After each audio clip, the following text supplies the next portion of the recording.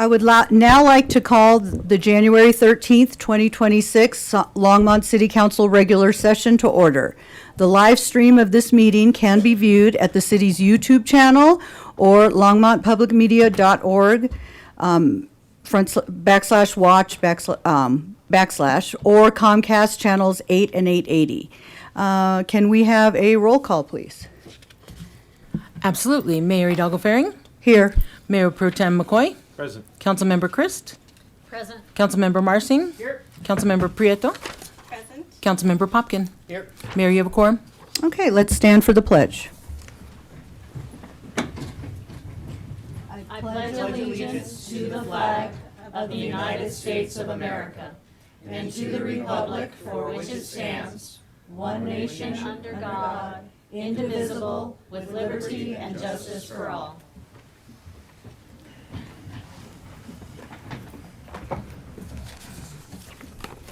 In accordance with Council's rules of procedure, the rules for providing public comment are as follows. Only Longmont residents and employees of the City of Longmont may speak during first call public invited to be heard. You must provide your address on the sign-up sheet before the meeting, or I will not call your name.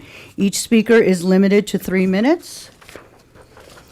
Anyone may speak on second reading or public hearing of an item. You are asked to add your name to the speaker list for the specific item before the meeting.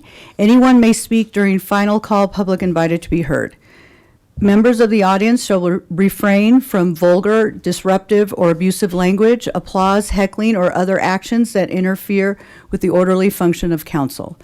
May I have so we are now at the approval of the December 16th, 2025 minutes. May I have a motion to approve the minutes? So moved. Okay, so the motion has been made by Mayor Pro Tem McCoy, and do I have a second? Second. And Councilmember Prieto has seconded that. Is there a discussion? Okay. Councilmember Christ. Hold on. There you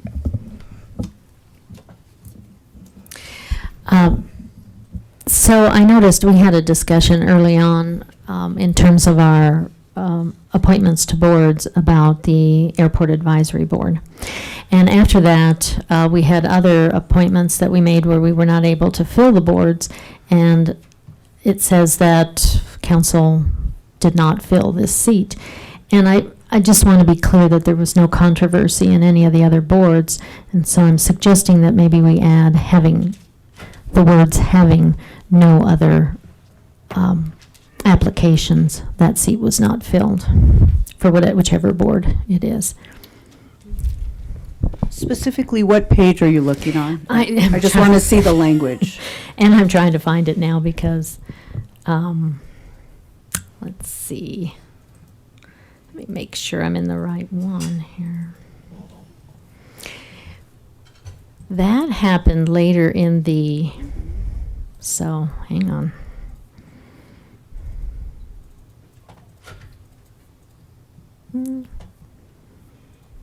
Boards start on 16. Thank you. 17 and 18. Yes. Okay, I'm only on 10, so. hang on, Okay, if you 17. refer to 16 and 17, So Callahan Thank you, was- Councilor Marcy. yes. Okay.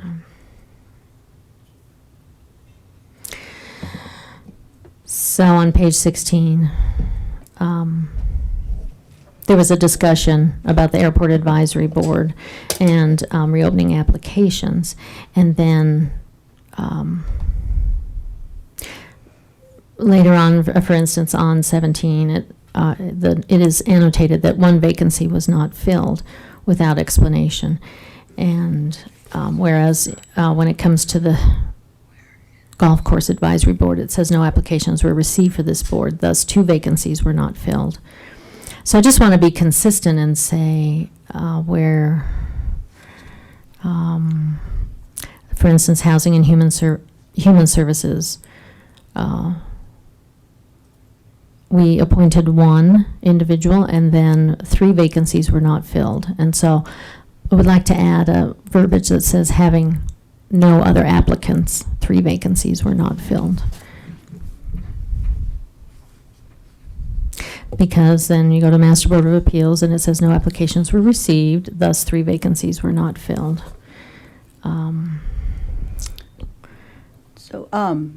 So Don, is that something we can just amend? Do you want, do you need a, We can make that addition. we can make that no addition? problem. Okay, Or that correction, amendment. Okay. And before we route them to you for final signature.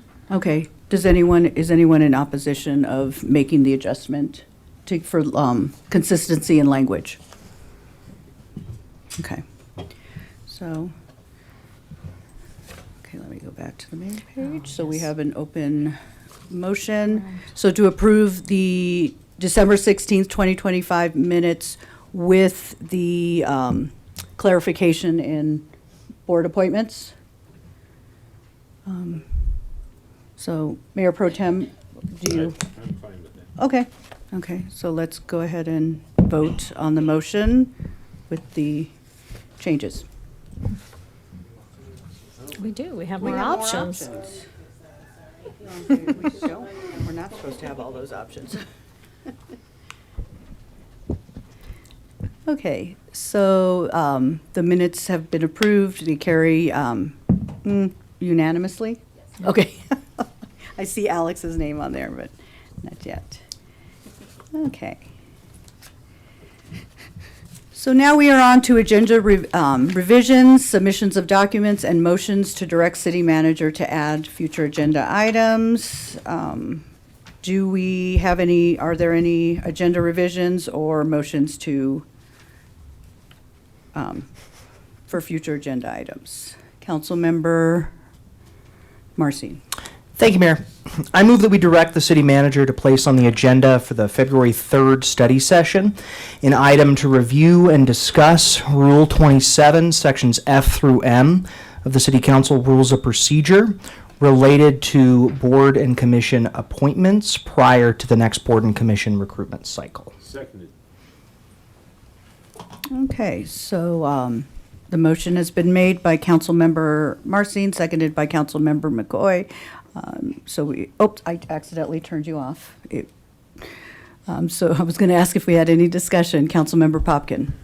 Yeah, thank you, Mayor, and thank you, Councilmember Marsing, for proposing this. Just for those of us who don't have the rules and procedures up in front of us, and for the members of the public here, could you just elaborate on what those specific rules refer to? Yeah, essentially, Rule 27 was a rule added, my understanding, Mayor would have the history better, around 2019, 2020, that reestablished a new process for how board and commissions were to be appointed, for how members were to be appointed. It essentially empowered boards to have a significant say in that overall process. Sections F through M specifically speaks to how that is to happen. Boards will interview candidates, recommend candidates, et cetera, et cetera. I'm not necessarily tonight commenting on the substance of what the conversation is. I'm saying we need to have that conversation about whether that specific section of our rules of procedure and how the board appointment process currently works is still working for us as a council. And that's and to do that before we open up the process again. Thank you, Councilmember Marsing. And then the other question I had, I think maybe this is for the mayor. Do we have any study session yet planned where we're talking about kind of council's expectation, like process and expectations for what we desire from proactively from our boards and commissions yet? I know that topic came up a little bit at the end of Yeah. last year, and so I'm just curious if that's scheduled yet. So I had, during the last discussion, asked to be put on a future agenda, a discussion on our liaisons. But I'm almost wondering, and we'll, once we discuss around retreat, that might be a better conversation for the retreat, since it's not actually, it might not be changing language. It's not going to be changing language on our rules of procedure. It's just Right. how we conduct ourselves, and we're all on the same page for liaison, our conduct as liaisons. So I feel like those are two separate conversations, even though they're related to advisory boards. Oh, that's and fine. I was just commissions. curious if that was So something that, was- yeah, I don't want to interweave those two together. So I Okay, hope thank that you. answers that. It does. Thank Okay, very good. Okay. Do we have any other? Okay. Okay, so if we don't have any other discussion on the matter, let's go ahead and vote.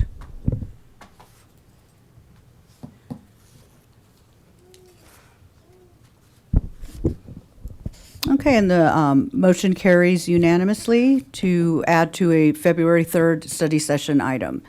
to discuss Rule 27 of our council rules and procedures. Okay, so now we are on to, unless we have, oh yeah, you do. There you go, thank you. Councilmember Christ. Thank you, Mayor. I move that we also bring back on February 3rd study session a discussion about our city flag and installing a new flagpole at the Civic Center. Seconded.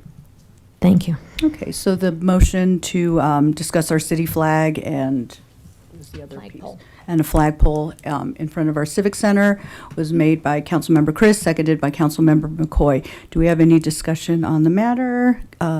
Councilmember Marcy.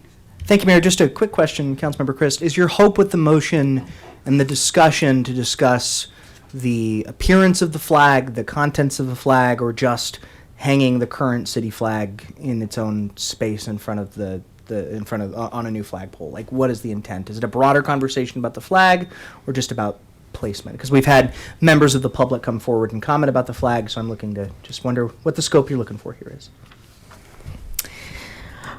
Well, thank you, Councilor Marzing. First of all, I think we should fly the flag that we have, with pride, and we have it second to the Colorado flag at this time. It would be nice to have its own flagpole.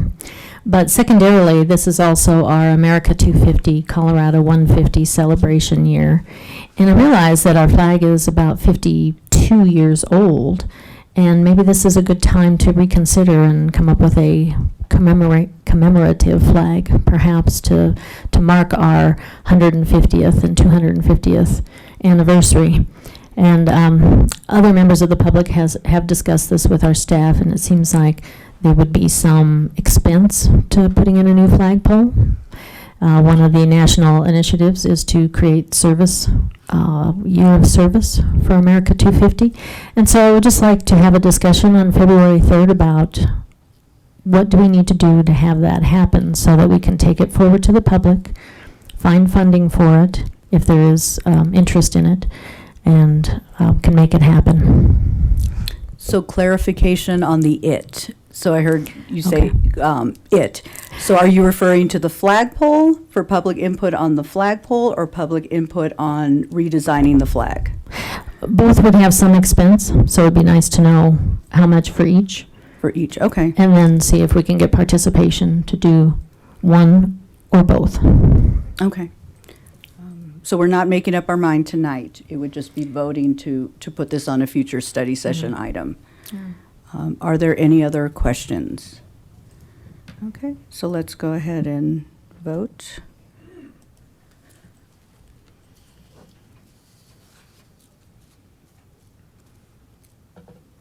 Okay, so that carries, the motion carries 5-1 with Councilmember Marsing in dissent. Oh, okay. Well, we can bring it forward to discuss, and then you could say, I love the current flag, don't change it.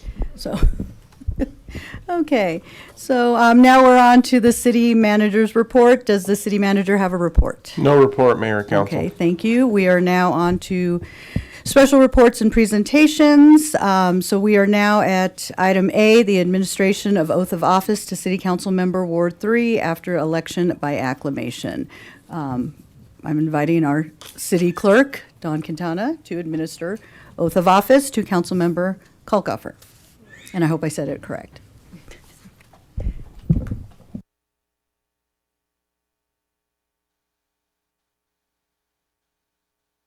Test, test.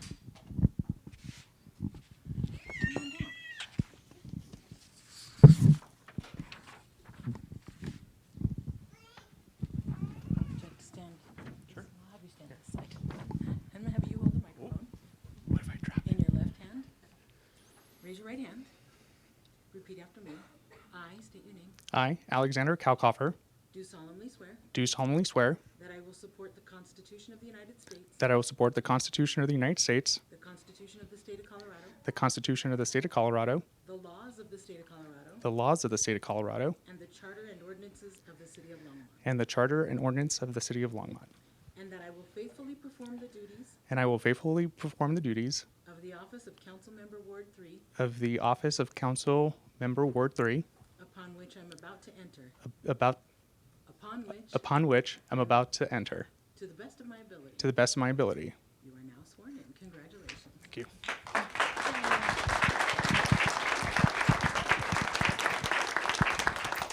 If you would just.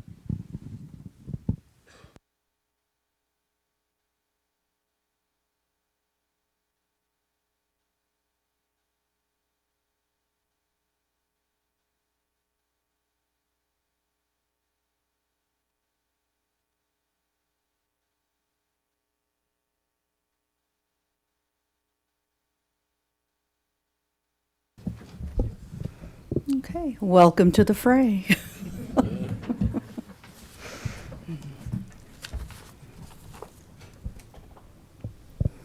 Okay, so we are now at item B, a proclamation designating January 12th through the 19th, 2026 as honoring Dr. Martin Luther King Jr. Week in Longmont, Colorado. So I would like to invite the members of the MLK Planning Committee to accept the proclamation, but before we begin, I'm going to go ahead and read the proclamation. So we have here a proclamation designating January 12th through the 19th, 2026 as honoring Dr. Martin Luther King Jr. Week in Longmont, Colorado. Whereas January 19th, 2026 marks Dr. Martin Luther King Jr. holiday on which we honor Dr. King's unwavering fight for the absence of oppression and the presence of opportunity for all, who sacrificed to sow the seeds for a movement of peace, equality, and justice. And whereas across the nation, in the state of Colorado, and in the city of Longmont, honoring Dr. King has become a week of service within our communities. Events held throughout Boulder County are made possible by the commitment and dedication of volunteers from diverse backgrounds, and whereas the combined efforts of those volunteers are a fulfillment of Dr. King's dream and highlight the importance of the civil rights movement and the need to act, and whereas Mr. Robert Trey Morris III, through his commitment to Longmont youth and families, has given many years of steadfast support to Martin Luther King Jr. programming and values throughout the community. Now, therefore, I, Susie Hidalgo Faring, Mayor by virtue of the authority vested in me and the City Council of the City of Longmont, do hereby proclaim the week of January 12th through the 19th, 2026, as honoring Dr. Martin Luther King Jr. Week in Longmont, and invite all to attend this exciting program honoring Dr. King. Thank you. So would the members of the committee like to come on up and speak?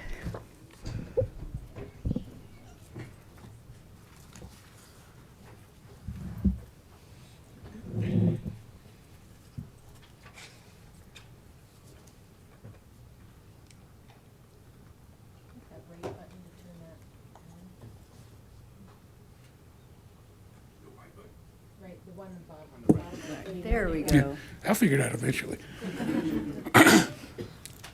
First, I would like to take this opportunity. I have not spoken before the council since the last election. I want to take the opportunity to issue congratulations to those of you who have won new elections, to Mayor Susie Hidalgo Faring. We certainly appreciate you and your leadership. One thing that I did want to say specifically about the event, it'll be happening on the 16th of this week, on the 16th of this month, which is Friday of this week, at Silver Creek High School at 5:30. There will be refreshments to be had. And this year's program, we decided to focus on a letter from a Birmingham jail. If you have not read that, I would highly recommend you do. When you start reading it, it feels like it was written yesterday. To that, I would like to. I find that if we have trouble finding the words, it's most wise to look at the words of the people who have come before us. So, as far as I know, there are a lot of people who are nervous around the amount of protests that have popped up around the United States and things of that nature. So I would like to read an excerpt from the letter from Birmingham jail, if you will allow me. You may well ask, why direct action? Why sit-ins, marches, and so forth? Isn't negotiation a better path? You are quite right in calling for negotiation. Indeed, this is the very purpose of direct action. Nonviolent direct action seeks to create such a crisis and foster such a tension that a community which has constantly refused to negotiate is forced to confront this issue. It seeks to so dramatize the issue that it can no longer be ignored. My citing the creation of tension as part of the work of nonviolent resistor may sound rather shocking, but I must confess that I am not afraid of the word tension. I have earnestly opposed violent tension, but there is a type of constructive nonviolent tension which is necessary for growth. And to that, I would say to those who are nervous about the nonviolent protests you've seen pop up, in honor of Dr. King, we should embrace that tension. We should push it because it will push for conversations with folks who refuse to have those. Once again, I thank you very much for the proclamation. I appreciate it, and I hope to continue to work with you all in the future. Thank you. Great, thank you.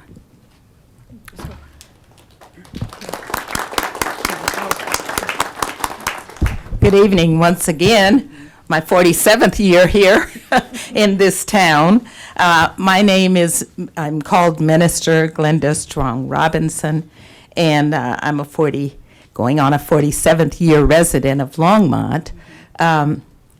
Some of you may know, some of you may not. I was in that march with Dr. King, his very last march, on March 28th, 1968. And actually, I have a picture. I was looking at it with Trey this week. And in that last march, there were National Guardsmen, there were police officers, dogs, fire trucks with water hoses all around us. We're back there. We're back there today. And will we survive it? You bet we will. But we can't do it unless we do it together. And so this just, it just triggers so many things. I see Arkansas is here. He and I share a passion for that time that we were. Freedom isn't free, folks. Somebody died for all of us, red, yellow, brown, black, white, to be sitting in the spaces that we're sitting in now. Sorry, I'm a preacher at my church, Second Baptist in Boulder. I won't preach to you, but I just want you to know freedom isn't free, and every one of us here has a voice that we can contribute. There is something we can do. First thing we can do is show up. Anyhow, I better stop. Okay. Thank you very much. Thank you. Would you all, does anyone else want to come forward and speak? Okay. Okay. Would you all like a picture? Yes.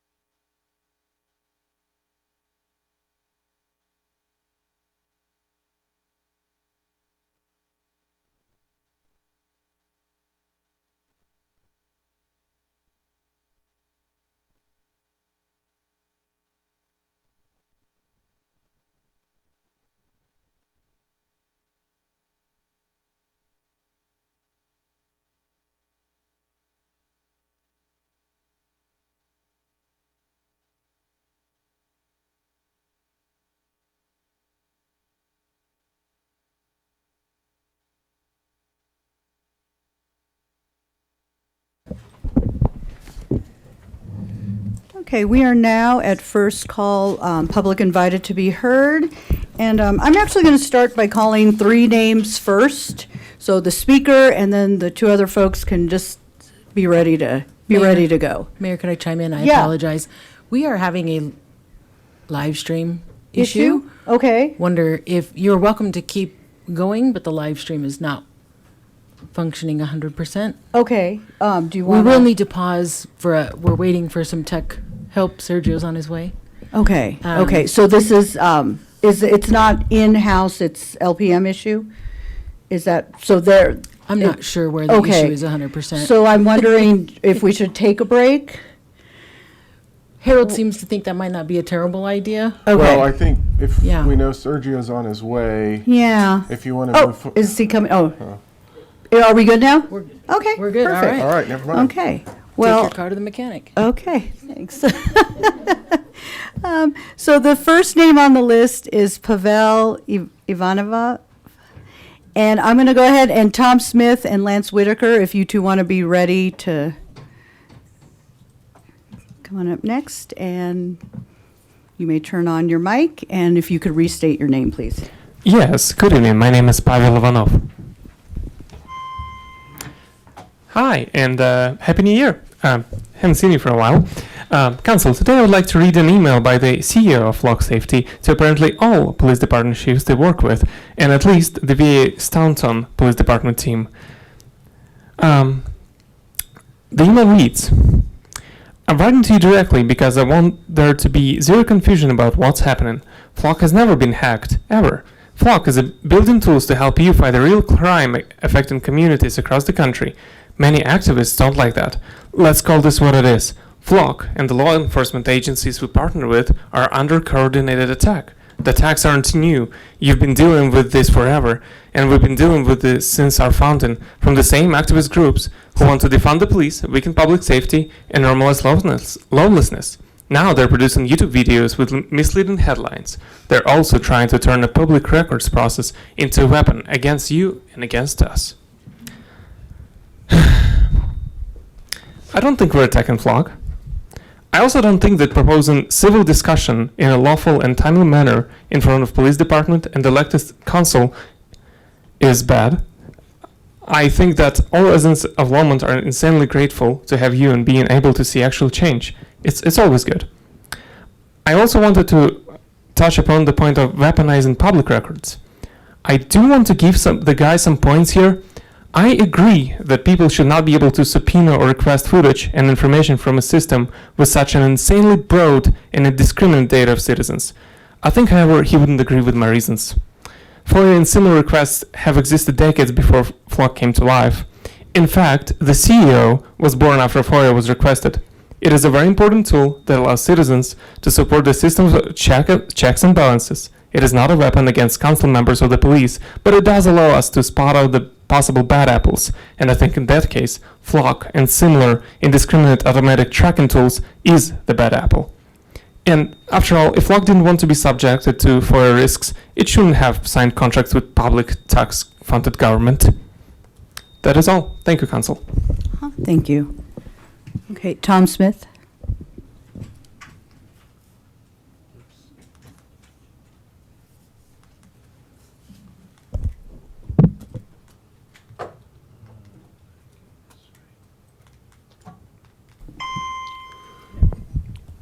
Good evening.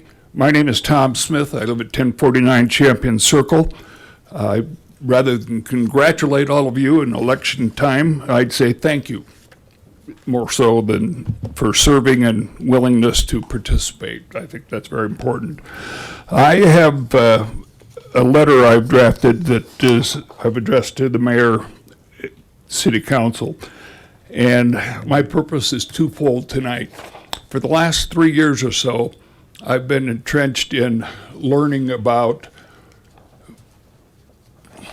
annexation, development, city codes, building, yada, yada. And 2 things that come from this that I need to share is I got a lot of nice help from a lot of good staff people, not to mention the Texas Tech Red Raiders going down tubes. The two things that I'd like to share with you are two requests. These are mine, and these are based on the education that the city provided me, I'd say. Number one is that the document known as Envision Longmont be suspended immediately and until such time it is modified, updated, or discarded. Secondly, I'd ask that my subdivision be returned to single-family zoning. And to summarize and give you some insight to some of this, I have prepared, and I will leave with the city clerk, a variety of documents.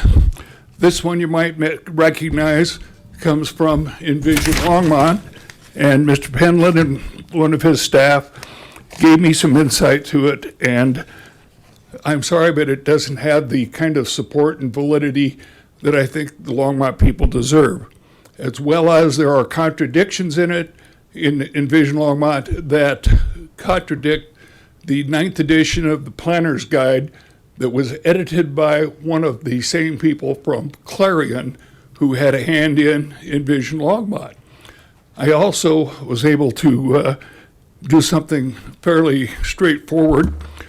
I find a lot of language in it ambiguous, and there are a lot of wiggle room things. I ran the reading test on it. Take a shot at what reading level it is. 14th grade. And a couple of teachers here might know that that's not close to the average reading level for the American public. And then with my subdivision, there were a number of issues that were done either incorrectly or with bad information. And I'll give these documents to the city clerk. Thank you. Thank you, Tom. Lance Whitaker?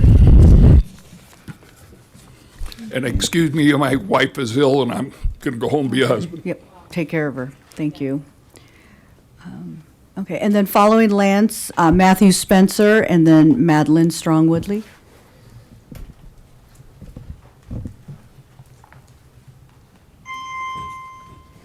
Hi, Mayor and Council. My name is Lance Whitaker.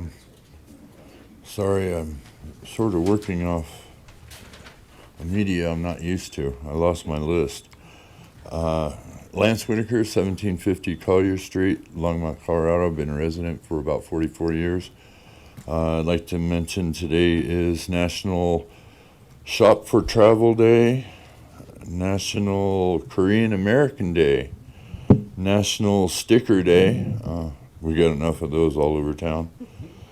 National Stephen Foster Memorial Day, National Peach Melba Day. I love peach melba. And also National Rubber Ducky Day. And if you got a Jeep, you probably got several of those on your dashboard. So it is also Mickey Mouse's first comic strip came out today. And that's all I have today. Thank you. Have a nice day. Great, thank you. Matthew Spencer? Is there a way to display an image? Dawn, can they display an image? We request that they're sent ahead of time. Oh, okay. The office said to bring it and put it like in the moment. If you send it to us, I can send it to them. We can send it to them. Yeah. You send it to them. Okay, great.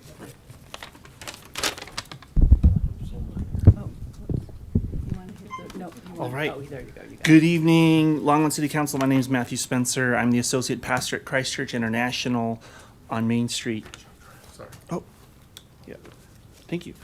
On Main Street, right across the street from the Pump House and the Chamber of Commerce building. I'm also this year, as of today, the new chair of the Ambassadors Committee representing the Longmont Area Chamber of Commerce to new businesses. So anyone want to join the chamber, you're welcome to. I'm here today to talk about the official Longmont City flag. For years, it bothered me that very few people even knew that Longmont has an official city flag.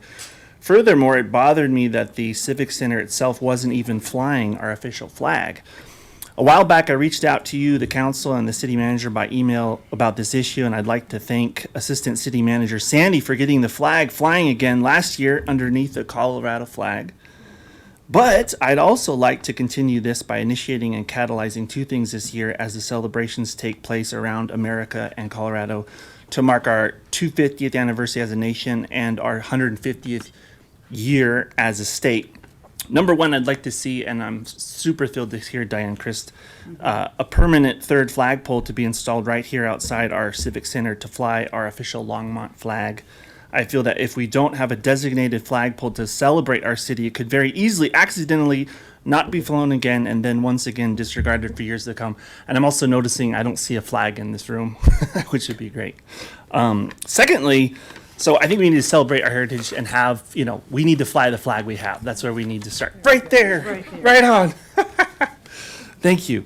Secondly, I want to ask the council to begin the process and swift execution of, I would like to see a new Longmont flag for the future as our city becomes a major competitive player in the county and the state. While we should celebrate the legacy of the old flag, it is a bit of a head scratcher. It doesn't really represent our city very well. A new, better flag will help unite us, help people have a sense of identity and inclusivity. The flag should be very simple, beautiful, easily identifiable. I think that the Twin Peaks should definitely be on it. That will help clearly symbolize our city and people group. I think a Colorado color scheme would be great. I've brought two images that hopefully you can all see. I don't know if they're up yet. So let's celebrate Longmont with a new flag. Okay, great. So I had my friend Chat helped render what a third flagpole would look like out here, and Sandy says it cost $7,000. So I'd love to see the city get it done. I've already talked to the Rosary, or not the Rotary Club, and also Kiwanis Club. So I'd like to see that happen somehow. I know there's a way to get it up there because I think we need to celebrate. The big thing is celebrate Longmont. And I designed a flag I'm wearing here on the hat. And I call this the Celebrate Longmont flag, and the idea is to celebrate Longmont. Let's fly a flag. So thank you all. Thank you so much for what you do. We pray for you guys. Okay, thank you, Matthew. Thank you. Madeline? And then following Madeline, we have Strider and then Paul. Stalls. Good evening, everyone. It is so good to see you guys. Happy New Year. Happy 2026. I want to just share with you that in addition to the Martin Luther King celebrations that are phenomenal, I would love to see everyone there.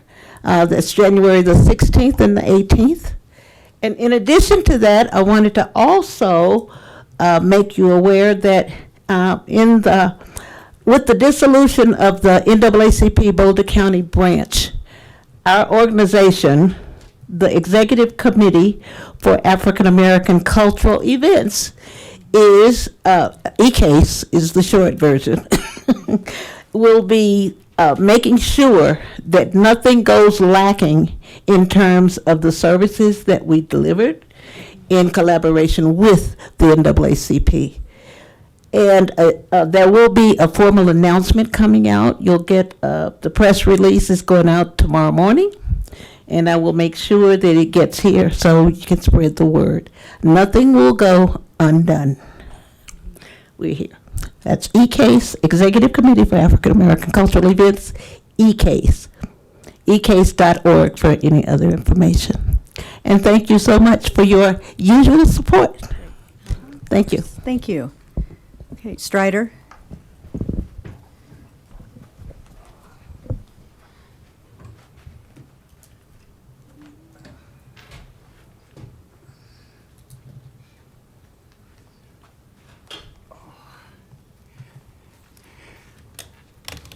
Yeah. Got my whistle. Strider Benston, 951 17th. My daughter lives in Minneapolis, right near where they murdered George Floyd, so I haven't been able to reach her the last couple of days, but as my shirt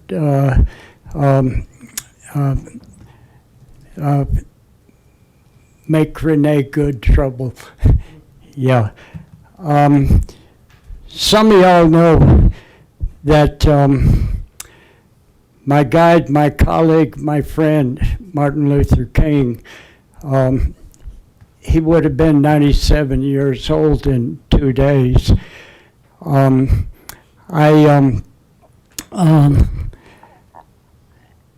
61 years ago in January, I walked to Selma in a freezing rain. It took me 5 days. I got to Selma and a bunch of kids gathered around me, said, "What's your name?" I said, "Jim." He said, "Jim, where are you from?" I said, "Arkansas." "Arkansas, your name Arkansas." So that's still my name in the movement. Everyone in the movement calls me Arkansas, except for Stokely Carmichael. He called me Jim because I met him before the movement. He's the one that recruited me into the movement. But I listened to Fannie Lou Hamer speak on the boardwalk in Atlantic City, and that's what brought me in. The people of Selma scheduled me on an airplane flight and a hotel room this March, but the Boulder Elite blocked me from going, so I'm not supposed to be able to be there after 61 years in the movement.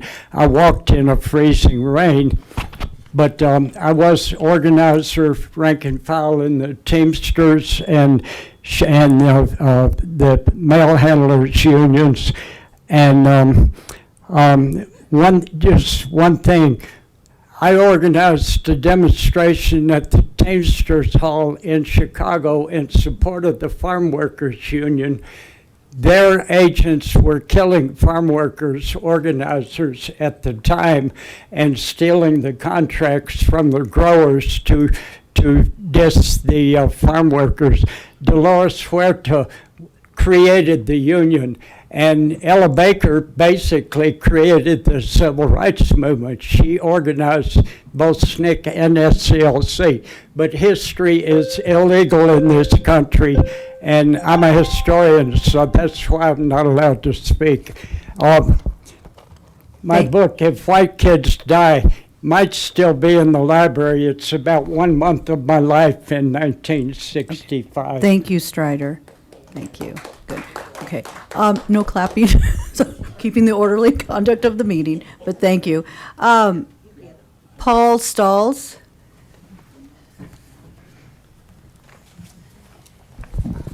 Good evening. Okay. I'd just like to share some concerns over the management of Ute Creek Golf Course. I'll be the first to say this is not exactly a big problem and seems petty compared to some of the other topics, but I just want to give you some feedback so you know what's going on. None of the issues are particularly earth-shattering, but I think in the accumulation, they represent a decline in standards at a time when costs have increased dramatically, so I just want to bring it to your attention. Firstly, this summer I noticed many of the bore wash stations, I told you this was not on the same magnitude as the other topics, had been removed. I asked management why, and they said, I asked staff why, and they said, the management doesn't like them. So I emailed Keith Martin, no reply. I followed up, was introduced to Dan Reese on the second attempt, golf course supervisor, and received a reply, removed due to costs to maintain and to reduce some of the clutter around the tee boxes. So I replied back saying, clutter, I don't understand what that is. What are you talking about? And I've not since had a reply. These bore stations are about $250 each. So a whole bunch of new ones have been put in at Twin Peaks. So, but at Ute Creek, we're removing them. Secondly, due to concerns about slow pay, you probably know if you're a golfer, you're limited to a maximum of 4 players. So we, the customers, are expressly limited and stopped from playing as a group of 5 if you've got an extra friend or anything. So but I've noticed frequently there are groups of 5 playing. I didn't give my address, Sundance Drive. I oversee, my house backs onto Ute Creek Golf Course. So I asked the staff, I said, have you changed your policy? I noticed some 5s playing. Like, no. And I said, well, what about the group yesterday morning? Oh, they're employees. That's okay, they're employees. Okay. Another time I was playing as a single, the group in 4 I caught up with in front of me, and they turned around and said, do you want to play with me? Do you want to play with us? Which was very nice. I said, well, no, I'm okay, but actually I can't. We're not supposed to play unless we're 4's the max. And they said, oh, it's okay, we work here, was the reply. So both examples show a culture of entitlement and hypocrisy and putting the employees' desires ahead of the customers. Thirdly, in the summer, I saw a trench had been dug between the 5th and 6th holes, and it's filled with several thousand range balls. Got a picture of that here too. This is just part of the trench. You can obviously look at it at your leisure. So it's not covered. They're just dumped there. Range balls don't compost as far as I'm aware. So I don't know what the thinking was or why we're doing that. So in conclusion, the decline in standards seems to have happened at the same time as prices have gone from 40 to 50 for a round at the weekend to this weekend, one of the rounds on Saturday is $98. So over the last 3 years, prices have doubled, going up 10, 15% a year cumulatively. Standards have dropped, and I'm sharing this feedback in the hope that one of 3 things will happen. At the very least, whoever Dan and Keith report to, let's give them this feedback, and hopefully they take the feedback seriously. Even better, if there's a formal annual review process, this decline in standards is considered in their evaluation and any merit increases. And thirdly, And that is time. Can you send us the email of that? Do you I have have the email as well. Oh, perfect. My final point would just for, be if the I'm sorry, the time is up, so Okay. I have to follow the rules. All right. I think they're over incentivized on profitability Okay, and thank services you. are dropping, and they should be Thank you. revisited. Okay, I don't want to disregard that, but we are moving to the next person, Scott Stewart. Mayor, members of council, Scott Stewart, 229 Grand Street. During your retreat conversation on 12C, if you could please include, try to include on the agenda, conversation around the airport. The impact that the airport that has on those of us on the ground is a real one. The airport has some basic rules and regulations that don't get followed. There's a lack of communication when violations occur.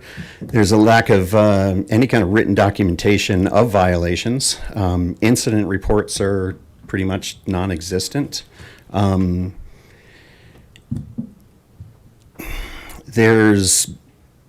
The airport has, and I think you've done a lease review over the last couple of months, but the inconsistency in the application of the lease policies, it's pretty bad, pretty offensive to some people that are looking for 30-year leases that probably shouldn't have got them, and some people that wish to have them, what have you. The idea that increased air traffic for the sake of increasing the number of operations is not a benefit to Longmont. We got a lot of flights here that don't spend any time in Longmont. They don't spend any time on the ground. They don't refuel here. They're just an increase in numbers. This airport can be better. Review needs to be done of the financial obligations. There needs to be more financial transparency. The information provided to the public needs to be accurate. Please take time, review the airport. It can be better than what it is. Doesn't need to shut down. It's not going to shut down for 20 years, even if you wanted it to. But this airport needs to be run better so that everybody in Longmont is not negatively affected by things that don't positively happen at the airport. Wow, that was a word mess. Have a good night. Oh, and happy Rubber Ducky Day. Oh, thank you. Okay, Jacob McCallum.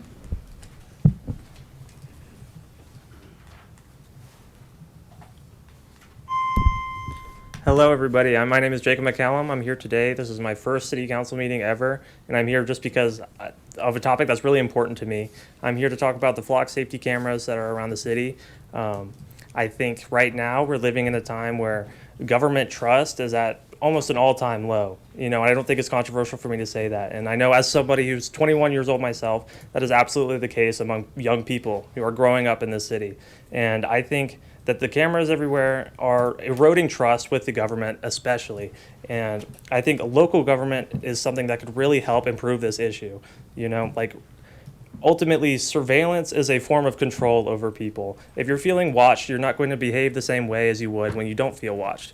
So regardless of how much we trust the government, regardless of how much we trust the police, ultimately that is a problem that will erode trust with those people. And it doesn't have to be abused. It doesn't have to be anything. It is like taking the bedroom door off of somebody's room. It doesn't matter if anybody's going to abuse that. It is still a problem, and we still need privacy, right? Any one of us who drive down 119 to go to work every day, that is being recorded somewhere. Our license plate is recorded. Our location is recorded. Exactly what time that is recorded. If you go to work, when you leave is recorded, and when you come back is recorded. And ultimately, the safety policies around this data is not safe.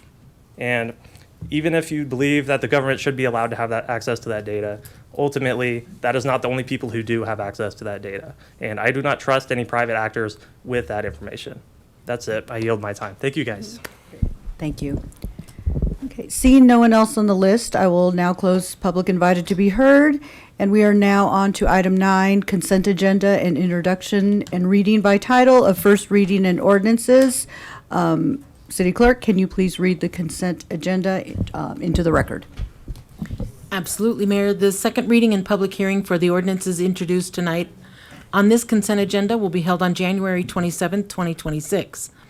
Item 9A is ordinance 2026-01, a bill for an ordinance making additional appropriations for expenses and liabilities of the City of Longmont for the fiscal year beginning January 1st, 2026.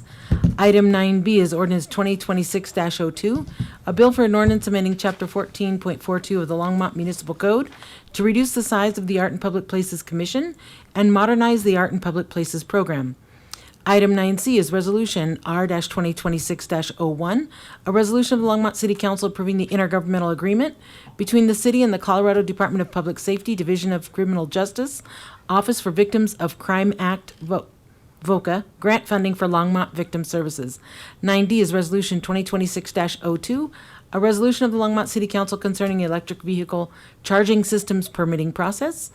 Item 9E is Resolution 2026-03, a resolution of the Longmont City Council approving an amendment to the intergovernmental agreement between the city and the Boulder Regional Emergency Telephone Service Authority for public safety answering point funding. 9F is Resolution 2026-04, a resolution of the Longmont City Council approving an agreement between the City of Longmont and the Longmont Humane Society for animal welfare services for 2026. And 9G is designate the city's website as the official posting location for city council agendas. And Mayor, staff would like to remove item 9F from the consent agenda. Okay. Are there any other items that council would like to remove? Councilmember Popkin. Thank you, Mayor. I'd like to remove item 9D. Okay. Okay. So see no one else in the queue.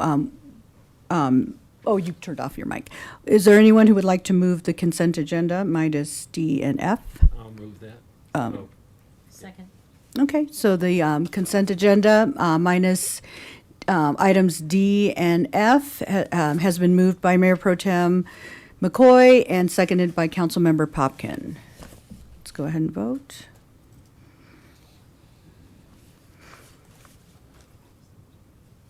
Okay, and that carries unanimously.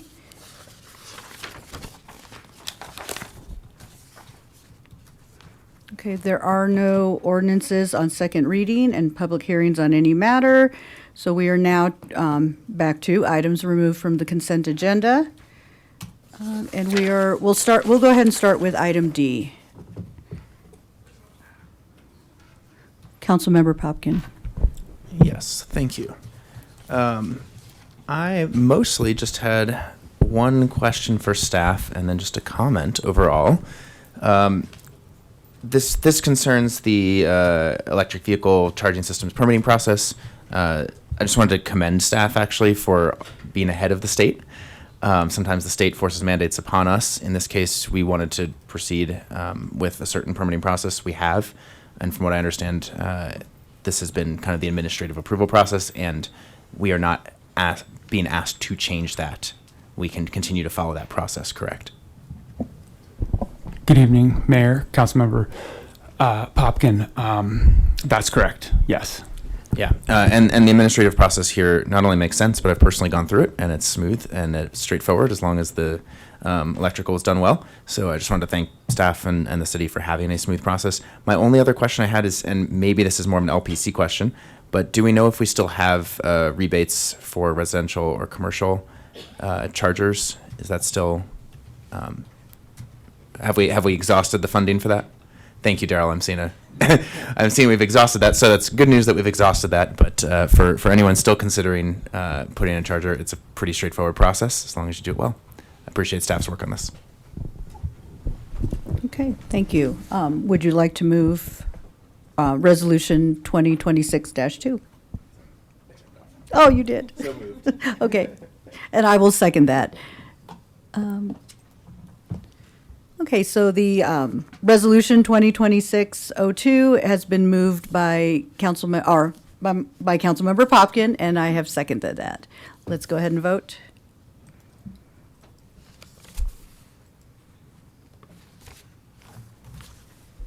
Okay, and that carries unanimously. We are now on to item F, Resolution 2026-4, pulled by staff.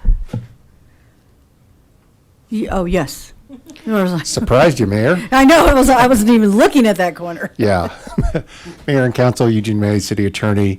So staff asked to pull this item because Councilmember Prieto raised an issue with the Humane Society contract on page 5. There are 3 paragraphs regarding undocumented immigrants. The history of those paragraphs is there was a state bill that required this language be in contracts. That bill has since been repealed.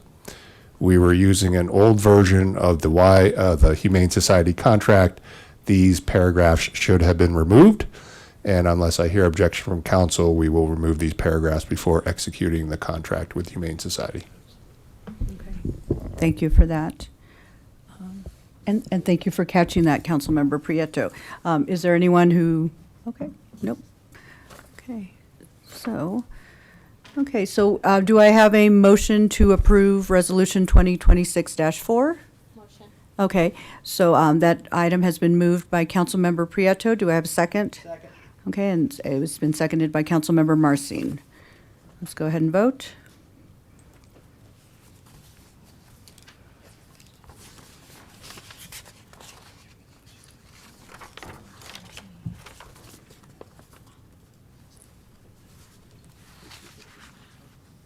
Okay, the motion carries unanimously.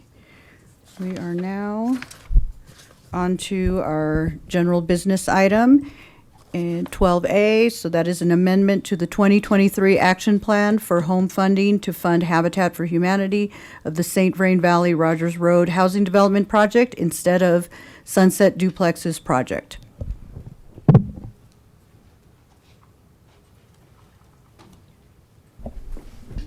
Good evening, Mayor, members of council. Christy Wiseman, I'm the Housing Investment Manager for the city, and we have a crew for any questions you may have. So also with me is Alexis McCowan from the HCI team, who's our Federal Funds Program Manager. And then we also have Megan Sant, who's my counterpart, the Housing Investment Manager for the city of Boulder.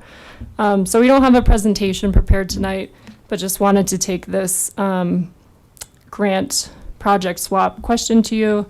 And in essence, Habitat, in working with city staff as well as City of Boulder staff through the Home Consortium, is asking us to switch our 2023 award between 2 of their projects. So the award amount will stay the same at that $184,712, but the Rogers Road project is further along in entitlements. It's shovel ready.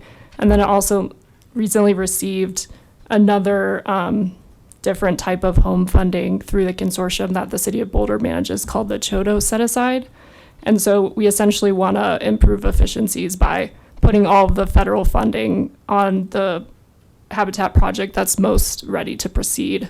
So this request did come. Habitat and Longmont and Boulder and Habitat are all in alignment with this swap. So we just need your formal approval to make that change. I'm happy to answer any questions. Okay, do we have any questions of council? Okay, Councilmember Popkin?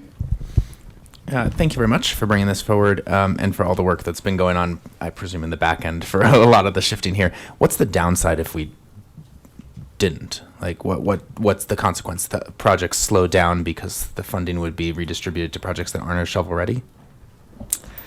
Yeah, so one of the main downsides is then we would have two projects that are requiring the same level of HUD compliance through the home program, in our view, unnecessarily. So we would have to do the same level of compliance on Sunset duplexes and Rogers Road, as opposed to concentrating our monitoring on just one project.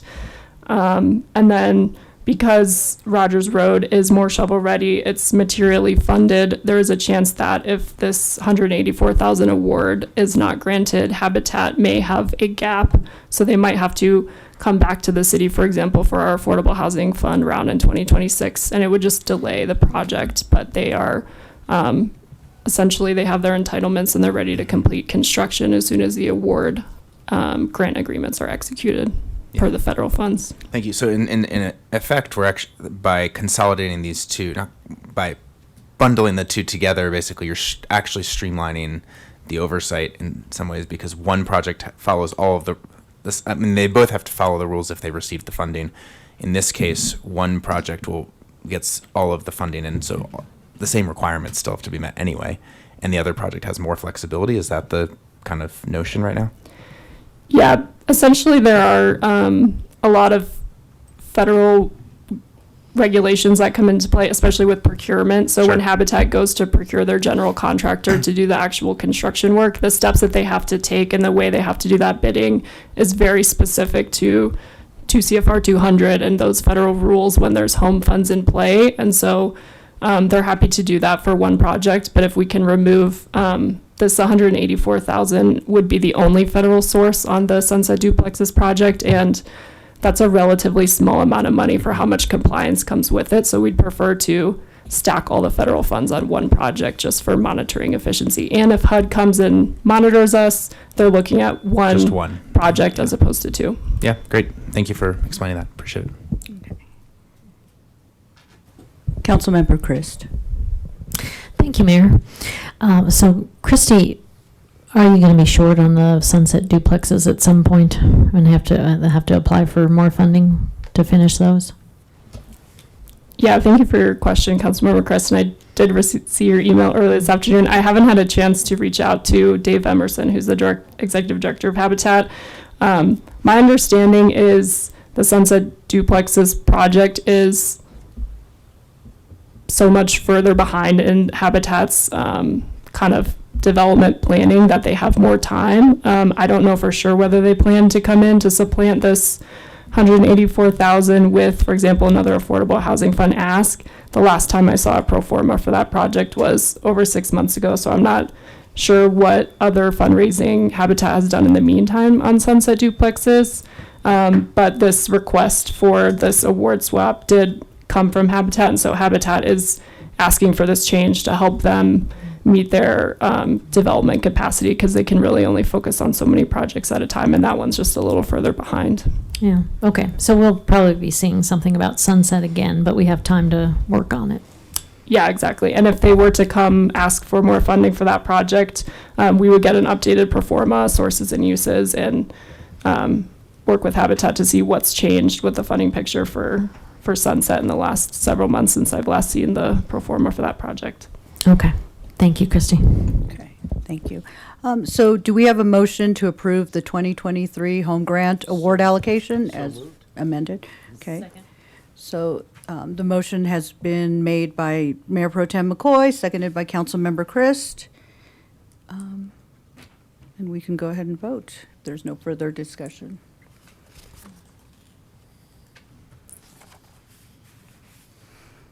Okay, and the motion carries unanimously. We are now. Thank you very much. Thank you. Okay, we are now on to our city council appointments, liaison appointments to boards. So there is no formal staff presentation. What's that? I said, let's party. Let's party. Yeah. So do we need a break before this? No. Maybe after. Okay. So there is no staff presentation. It's really just for us to ask of council to discuss if any board's assignments, what would you like to have reshuffled for Councilmember Kalkofer? And I believe we have the spreadsheet on our document, so if you want to pull that up.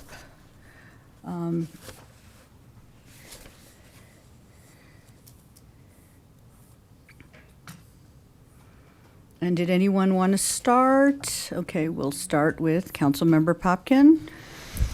Well, I'll kick things off. I had a productive member with prospective Councilmember Kalkofer, and I know he's passionate about transportation and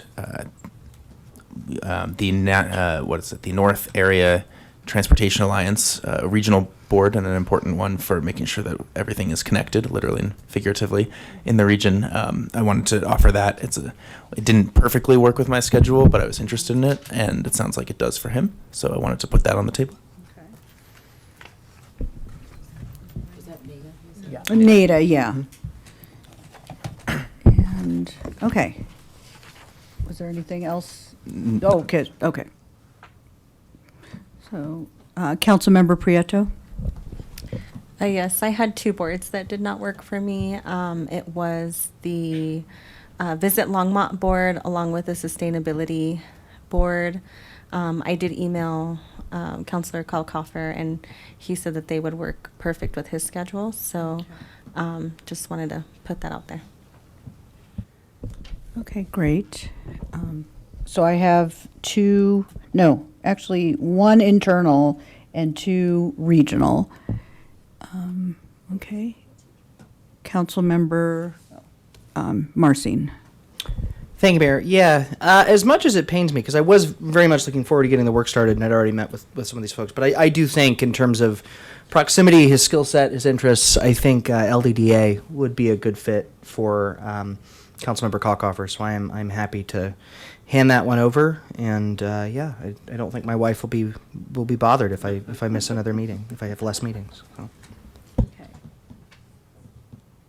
Okay, Councilmember Kalkofer. I will happily take all of those, if that's okay with you, Mayor. And then I Yes. was curious about the commuting solution. I was going to get to that. I Oh, was going to let everybody throw their suggestions out there, 2 cents, and then I was going to wanted to confirm if commuting solutions as the liaison, non-voting liaison member would work for you. I think, is that, yeah. It is the liaison, and I have here that it's non-voting. So, yeah. But if that works for your schedule. Oh, there you go. No wonder you're not answering me. That one does work for my schedule. And then there's also one other transportation one that has not been assigned. And I wasn't sure if you figured out what location and what day and time those were. Still working on it. There's one more. Which one was that? Yeah, which one was that? Was it the Northern Colorado Highway 287? Yes. Coalition, Yes. okay. Because there's confusion about, is it Boulder or is it in Loveland? Also. So the 287 safety improvement projects, there is a section that is on the south side of Longmont that is run by Boulder County. And then there's the section that's receiving improvements on the north side of Longmont, which might also have a group in Loveland and or the Larimer County. So we're just trying to confirm that they're looking for representatives from Longmont on both. For sure, the Boulder County one, that's on the south side of Longmont, but both are active projects right now. So we just want to make sure that we have the right coverage in the right places. So we're just confirming if there's two coalitions or really just one coalition. But the one in Boulder is not in question. It's the one up north. We just want to make sure that we have the right details for first. Okay, thank you. That helps, yeah. So in the event something comes open, we can, well. I think, yeah, if I can confirm, just to Yeah. make sure we can follow up, and then you can assign that Okay. second 287 group if there is in fact one.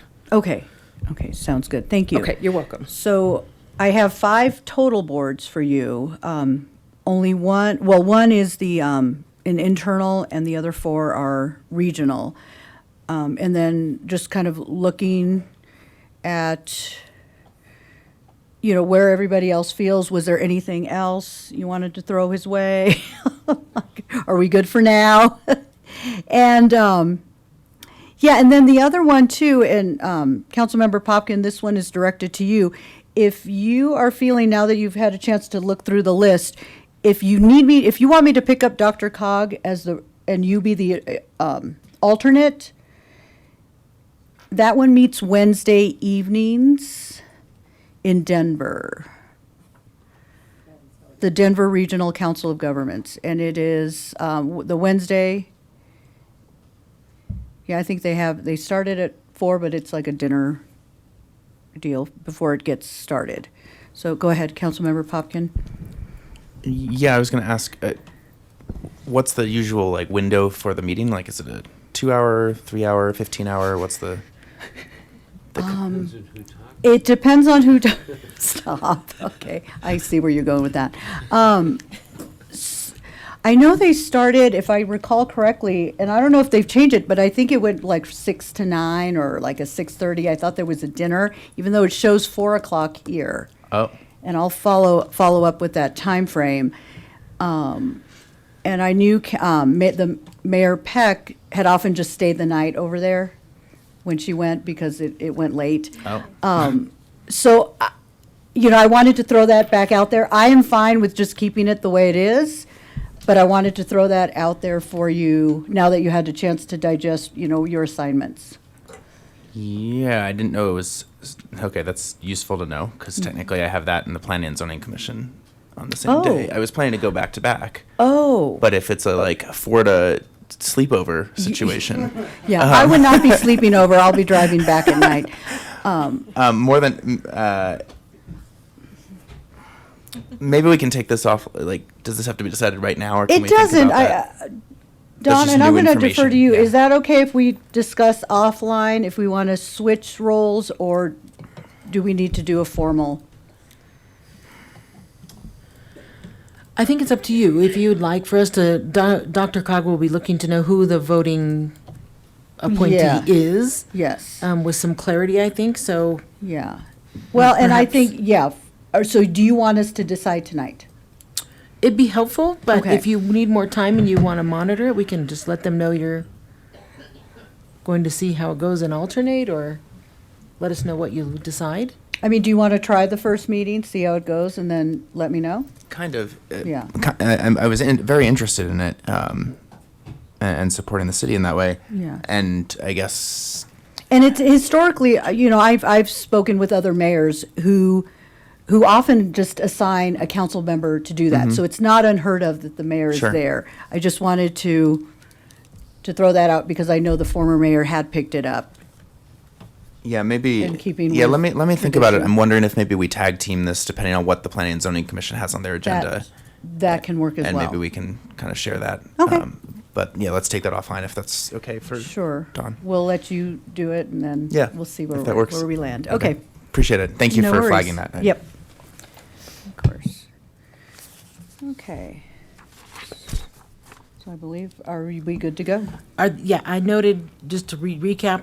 Yes. For Councilmember Kalkofer, NADA, Visit Longmont, Sustainability Advisory Board, LDDA, and Commuting Solutions, and then the pending 287 coalition, once we decipher what's happening there, Okay. is all I've noted.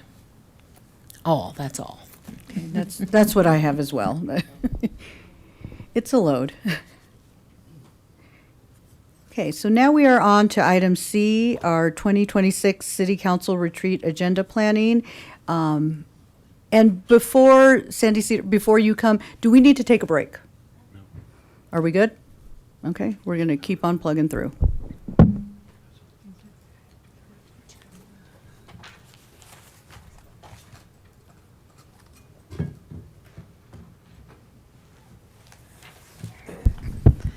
All right. Hello, Mayor Hidalgo Faring and members of council. Sandy Cedar, Assistant City Manager, and I'm here to talk about the retreat. Currently, your retreat is scheduled for March 27th and 28th. we are taking a look at some different options for where we might hold the retreat. One thing that I do want to bring up to this group as we're kind of discussing and planning is that we believe that that will be the same time frame as the opening of the Ascent property. I know it's tough to get to a ribbon cutting during the day, unless you might be at a retreat. And so just as a suggestion, if you're interested in us taking a look at whether we could have the retreat either at the Ascent property or at Hearthstone, if that's something that's interesting to you, we would be happy to pursue that. Yeah. So we have a whole bunch of questions for you today. As I said, the retreat is scheduled for March 27th and 28th. And as we put together a draft agenda for you, we would like to ask a couple of questions, like what kinds of topics would you like to discuss? Would you like to have an outside facilitator? Are you interested in some sort of team building or communication enhancing kind of discussion amongst the council? What we're looking for is what would make the retreat a success for this city council. We talked a little bit about in the council communication. We'll certainly give you an update on the current council work plan as it sits today. That doesn't have to be a presentation. It can absolutely be just something in writing that we're able to put as part of the packet. We'll also put our accomplishments and work plans because we always do. And then it really is up to this council to discuss your priorities for the year, as well as maybe some other topics like boards and commissions. If you decide you want to do it on the study session instead, then that's taken care of. But you also may be interested in outreach. I know there's been a couple of conversations around, is coffee with council the best way to do engagement today? It may be one component, but maybe there's some other things that the council would like to discuss. So those are some of the topics that I've heard the council talk about so far, but really the floor is up to you. Several of you did send me some ideas and suggestions, which I forwarded to the entire council. So at this point, I turn it back over to you, Mayor. You let me know what y'all would like to see. Okay, thanks. I know I was playing around with trying to figure out how we wanted to go through each item. I do appreciate the emails, and thank you for forwarding those to us. It gave me a better insight into kind of where everybody's at. And, you know, I kind of see a lot of alignment in some of those, you know, especially as we looked at team building. I know there was not wanting to get too caught up in the frou-frou. And, you know, I'm not going to go into work stuff, but I've been there, yes. I just want to throw in really quick before we start getting into the meat of what we want to add. I really enjoyed the, it was Brian Shimamoto, who did the intercultural development inventory, and I had to go call Carmen, contact Carmen, and like help me remember what was the name of that. So looking at that really helped me to understand what type of leader I am, how I perceive information, how I take in information, but also how my council colleagues take in information, how they respond. And that really helped me become a better, more efficient leader, more responsive leader, as well as, you know, responding to my council colleagues, who also were a part of this training. Was anyone here? Were you here for that one? Did you take the survey? I think you. No, I didn't take the survey, but I was there for the results. Okay. Council, and it was very And so there is, yeah, and I thought it was very powerful for me for self-reflective piece. So I think about team building. I mean, there could be something fun, but it doesn't seem like that's necessary. But if we look at really how we are as leaders, how we react to things, how we respond to situations, and for us to learn that about each other, I think that would be very beneficial. Does anyone have any, go ahead if you want to speak more to that. I was just going to say one of the suggestions, I think, from Councilmember Christ was the Clifton Strengths Finder. I have certainly taken that assessment before, and that has been very helpful. Okay. Harold has a few other assessments that he uses along with his consultant, Riley. And so if that's the kind of thing that you're Yes. interested in, we'd be happy to kind of, talk about what would make the most sense and bring back that kind of thing. Where you Perfect. take an assessment and then learn about each other's styles as opposed to an icebreaker. Yeah, no, I think that would be more beneficial. Okay. I think we've already broken the ice around here, so.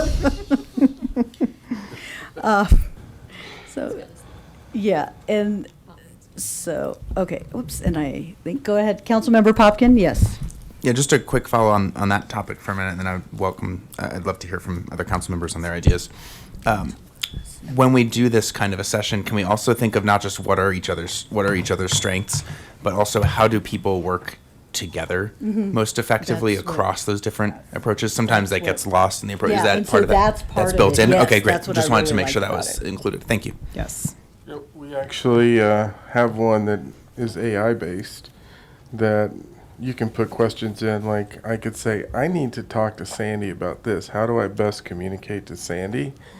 And it actually gives you a game plan for the conversation so that you make sure your style is communicating to the other person's style.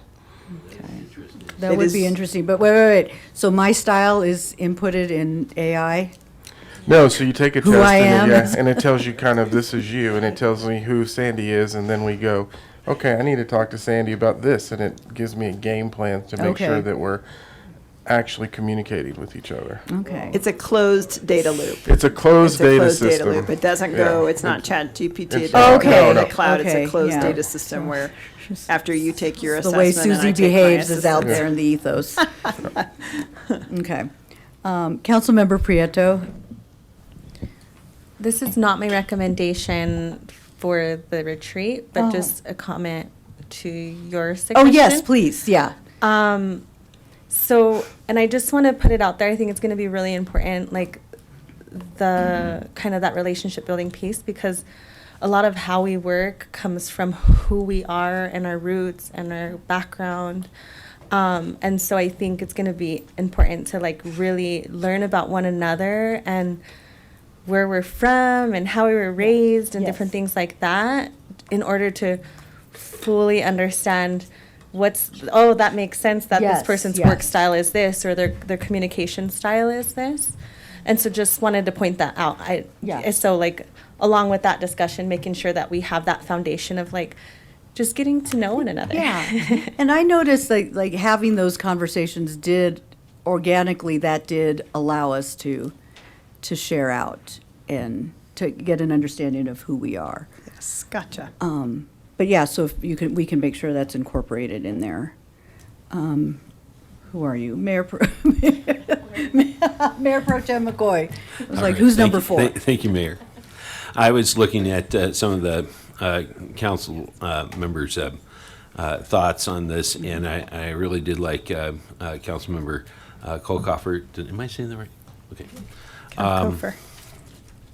The meat and potatoes part of what we're trying to do here in the sense of council goals and objectives and revisiting that aspect and the fact that we're people kind of needing to understand the broader aspects of Envision Longmont and the updates and aspects of that. And then, I think of the fire preparedness. I think it's specifically after a couple of plane crashes and stuff like that out at the airport, how with very flammable fuels would be particularly important and interesting to explore what safety measures we have there and what maybe safety measures we need to consider implementing at that location.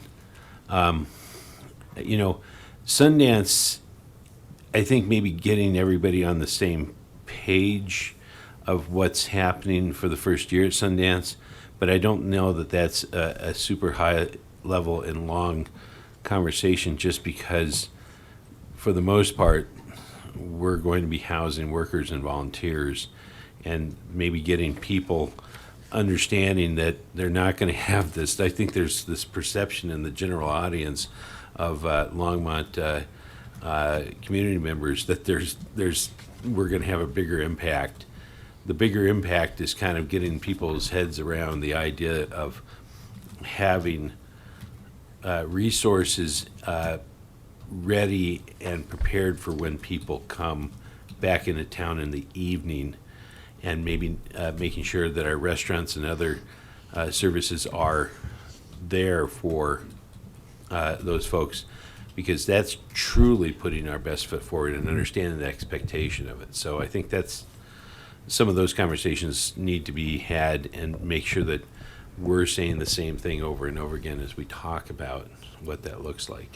Are you saying that you see that as a retreat topic or like a study session topic as we're starting to plan? Yeah, kind of a retreat topic and kind of a, but not a super in-depth. It's more of like An update? Yeah, more of an update and keeping people on brand for what we're trying to accomplish, because we've got a lot of people trying to make this thing work right, and we really want to come across as the community that helps support bringing Sundance here. Okay, and then before we go on, so Sandy, do you feel like number 3, the team building segment, do you think we can check that off? Okay, so that's done. So looking at kind of processing, fire preparedness, update on Sundance, trying to think, looking at other department pieces.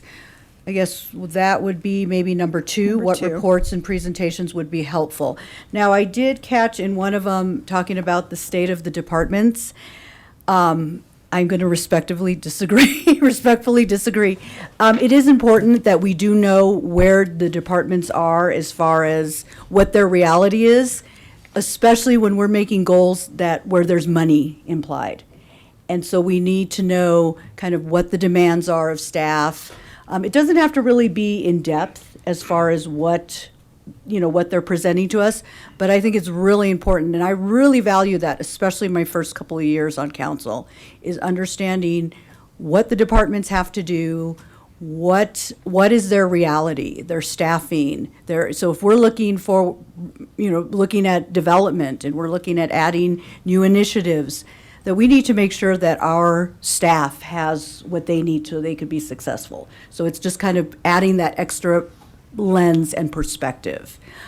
So I would like something where staff does give us, and it doesn't have to be super long or super intense, but I did appreciate, just from my own experience. Yeah, I was going to Yes. ask, I think what I wanted to do is really a capacity conversation. Yes. Because I think in all of this, there's a finite capacity. And it's based on what we're already working on and what we're wanting to work on, and balancing that capacity, because you've heard me say this recently, we're at max capacity in some ways, which is going to have to come into the decision-making process in terms of what do we take on now, what do we take on down the road. So Setting those I've done a priorities. capacity Yeah. presentation at the last 2 that may capture that, but I'm going to do it from a holistic perspective of the entire organization, if that's what you're getting at. Yes. But I would like to do that just to set the framework. Of course, yeah. And, and I think about FTE. I've been in close conversations with our fire and public safety, and just, looking at their capacity, especially as we're looking at higher density. What does that mean? Do we have enough people on staff to address if there's an apartment fire? And so just knowing those dynamics, that's just my input. But go ahead, Councilmember Marcin. Oh, did I put on the wrong one? I did. So I apologize. Okay. So. Thank you, Mayor, and I appreciate you raising that. And I want to be clear about the context of the note that I sent. It was certainly not intended to be, disrespectful of staff or anything like that in the lightest. I didn't take I it think that way. I think anyone who's been in meetings long enough knows that there are. I'm going to report out for 45 minutes about this, and I think for me personally, I think there absolutely capacity is a valuable conversation. What can staff handle? What individual projects, or maybe we're not aware of, that staff is working on day to day? I think from my perspective, the thing that I would that just, and again, one of 7, having that space to talk with each other about shared goals and priorities and just knowing that time is an asset. That would be my priority if we had the choice between the two. So I just wanted to clarify. Certainly not looking to be at all, disrespectful of staff or staff time. And that's part of the goal too. Is I would hope that staff doesn't have to do a lot of preparation for this retreat. I would hope that it's us that has to carry a lot of that load as we move forward. So thank you, Mayor. Of course. No, and I didn't take it that way. I just wanted to add some context to that piece. So I'm going to kick it back to Councilmember Christ, and then I'll work my way to the other side. Well, this is slightly from the side talking about this, but just an observation that most of us have come off of a campaign recently. So we've been on a real listening tour. And it's important to take all that information and discuss it, and even the nuances of it, because a lot of it comes down to the same topics that we talk about here. How do we engage with the public better? How do we see unintended consequences before we end up there? How do we solve some of these problems that have been plaguing us where we're just not quite where we want to be with them? And so I think it takes a wider lens and a wider understanding of how we all approach problems, because I think if we put all of our heads together, we will have every sector covered, and we'll come up with some good ideas, not to overwhelm staff. And I think one of the advantages also of having a second day is we can kind of hash all this out and then have a list of questions for staff to school us, please. I think you have an amazing amount of information, talent, and insights after doing this for so many years. So, so I didn't come up with a list of specific topics yet, although I kind of have them in my head, because I think everybody has heard some of the same things, but maybe in different ways, and I want to hear all those different ways that people come to us with concerns, but also, what they like and what they don't like. Some things are positive for some people and negative for others, but what are the roots of that? And Mayor Hidalgo Faring, one thing that I was thinking about with respect to Councilmember Christ's motion at the beginning of this particular council session around taking a look at the National Civic League's, kind of framework around some of that. We can continue, the current motion is to do that in a pre-session. I assume we would probably be able to still fit in a pre-session before the retreat. I'm looking at Harold and he can say absolutely not. But the pre-session on the National Civic League kind of framework for engagement. But if engagement is something that you'd like to talk about in the retreat, it may make sense to have that discussion at the retreat rather than at a pre-session kind of segregated. Yes. So learning more about the National Civic League framework, talking a little bit about, what the community engagement looks like today and what your ideas are for making that more robust over time. That might be a nice one to put together at the retreat if you're interested. Otherwise, we'll run a pre-session ahead of time. Okay. Do you feel like you need to have it as a pre-session, or can we compile this to the retreat? And I'm looking for your... I think there are two options. We could actually have them facilitate and have us learn the system, which could be fun, and it also would be something that the public might see. Yeah. And or have the conversation earlier, and then at retreat, either one, discuss how we might implement that, and maybe both. Maybe we try it out on ourselves, makes ourselves the guinea pigs, and then what we learn from that, we say, okay, we think this would work in this arena or with these types of problems, issues, concerns. So maybe we'll hold off on the pre-session until scheduling a pre-session until after the retreat. Cover this at the retreat, and then we can figure out how we want to organize the pre-session going Let's forward. decide if we're going to have a facilitator or not, because I don't think we've decided that yet. But if we're going to have an external facilitator, I would like them to come in and just introduce the topic to us. They don't have to facilitate the whole time. That would be number 4. Is that kind of what I'm looking at? Okay. Yes. So thank you. Okay, and then now Councilmember Prieto. I have 2 suggestions. Is this an appropriate time? Yeah, go for it. Okay. So one of my suggestions is with potential federal funding cuts coming down the pipeline to some of the social service programs, I would like to add some human service discussions around funding programs and just a general overview of where Longmont stands in meeting some of the community's most basic needs, specifically childcare, eviction prevention, food access, etc. So that's one of them. Staff can just provide us a presentation and we can have a discussion, maybe just let us know, like, this is what we're doing around childcare, this is what we're doing. And of course, including other community stakeholders, because of course the city of Longmont doesn't own all of it. We're working with a lot of community partners who are doing some really good work in the community, but just so we know as council, where do we need to focus our attention? Where do we need to respond? And I'm hoping by then we'll know exactly what that impact looks like to our community and where the needs are. And then I have another suggestion if you want me to pause. So those two, so childcare and federal funding, and what was? Eviction prevention, Eviction food access, kind of the kind of the top. So Yes. so we're going to have federal impacts that are going to be Yes. impacting childcare, housing, like, so eviction prevention was one of the things I was thinking of, and then food access. Food access, oh, yeah, that was the other one. Because I know that was identified as one of the needs on the community survey. And then could that be incorporated in number 2? The reports, presentations? It certainly could. I mean, many of these pieces, right? Housing, early overlap, care, yes. and I think last year we added food insecurity as part of the council vision, or security as the vision. And so I do think that this is represented in the current work plan, and certainly could be Yes, it discussed is. as part of that overview. Okay. No, that's good. It feels like a lot of that can be interwoven be into part two. other parts, but, yes, okay, thank you.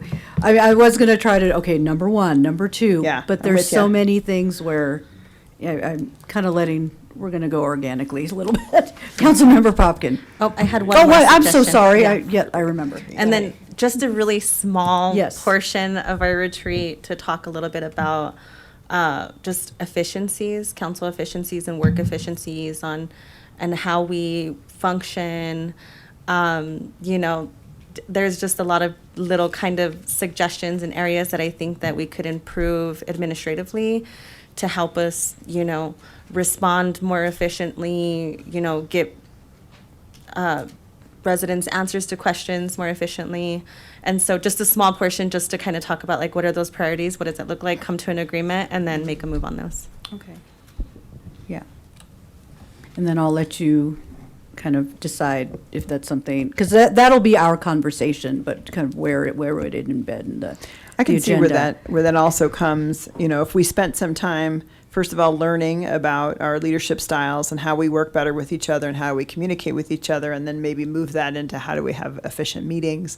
I like that, yes. That kind of piece, and see how the Civic League work also fits into that. Because I think the idea of trying it on ourselves, trying it on yourselves, I think that's good. might fit into that as well. So kind of one segment around that, right? Council operations efficiencies and knowing each other.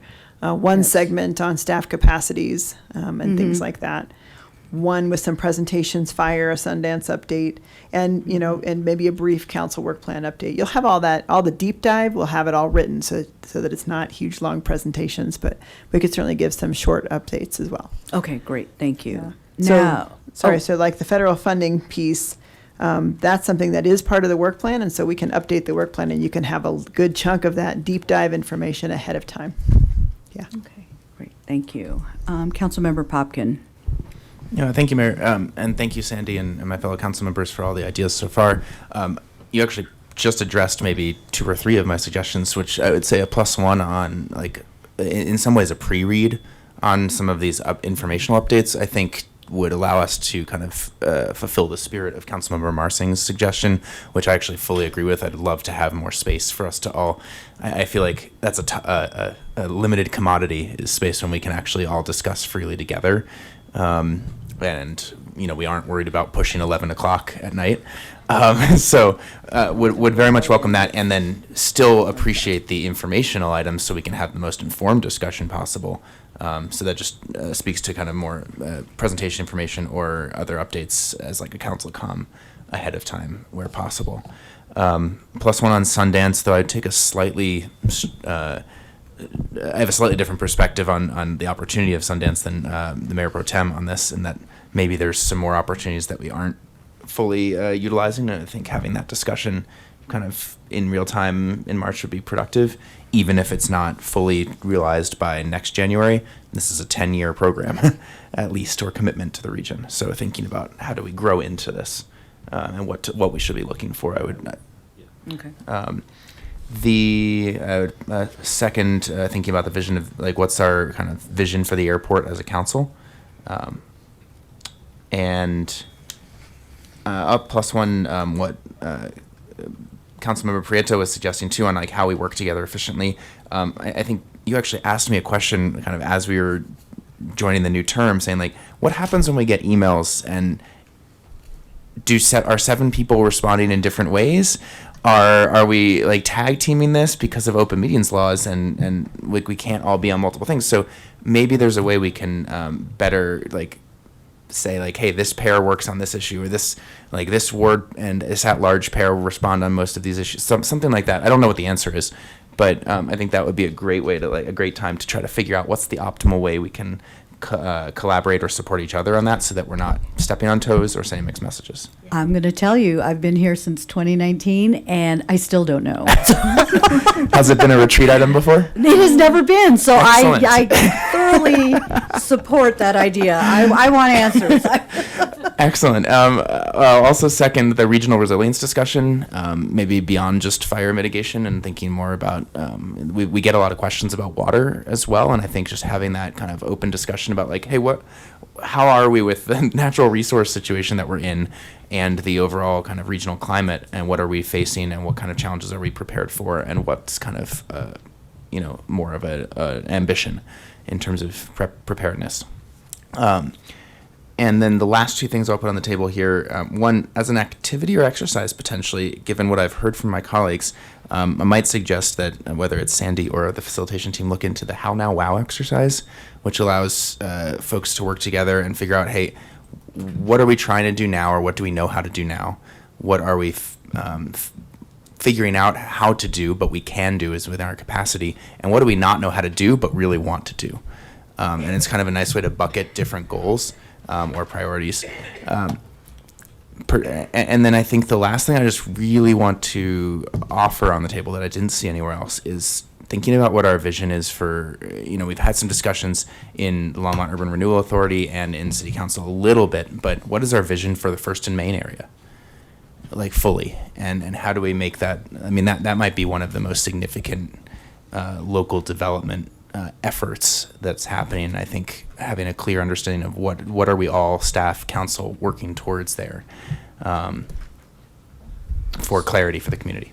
So in that last one, I would assume that's going to be going on to number 1, where we're looking at our work plan, we're Current looking work at plan. our goals, and I think, there's Certainly opportunity. related, yeah. It's related to kind of how, I'm just kind of thinking about how can we embed some of these topics so they're not isolated, but just kind of interwoven in things that Sure. we're covering. So it's not, and how are you feeling like you're looking at this list and? Yeah, I think if we could offer a lot of pre-work for the council, I think that would be helpful. Okay. I know I spent a year of my life working on the First and Main visioning exercise and the Main Street Corridor project and listening to the community, and so there's such great information already out there. Yes.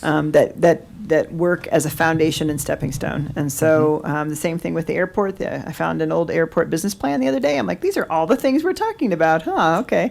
And so, if we can provide some of that depth in the packet for council, yes. then hopefully we could reduce, Please. the presentation side of it and have more discussion coming from the springboard. Because where it gets tough is when people are brainstorming things that have already been vetted and discussed in the community. That's right. So if we can provide that as a foundation for you to be able to take it from there, I think we could That would be very reduce the helpful. staff presentations and still And honor then- all of the work and- already been done. Or honor the work that's already been done, and then by that time, we would be able to sit on this, reflect on it, and have our own discussion where you're just kind of getting your popcorn and watching it, watching the sparks fly.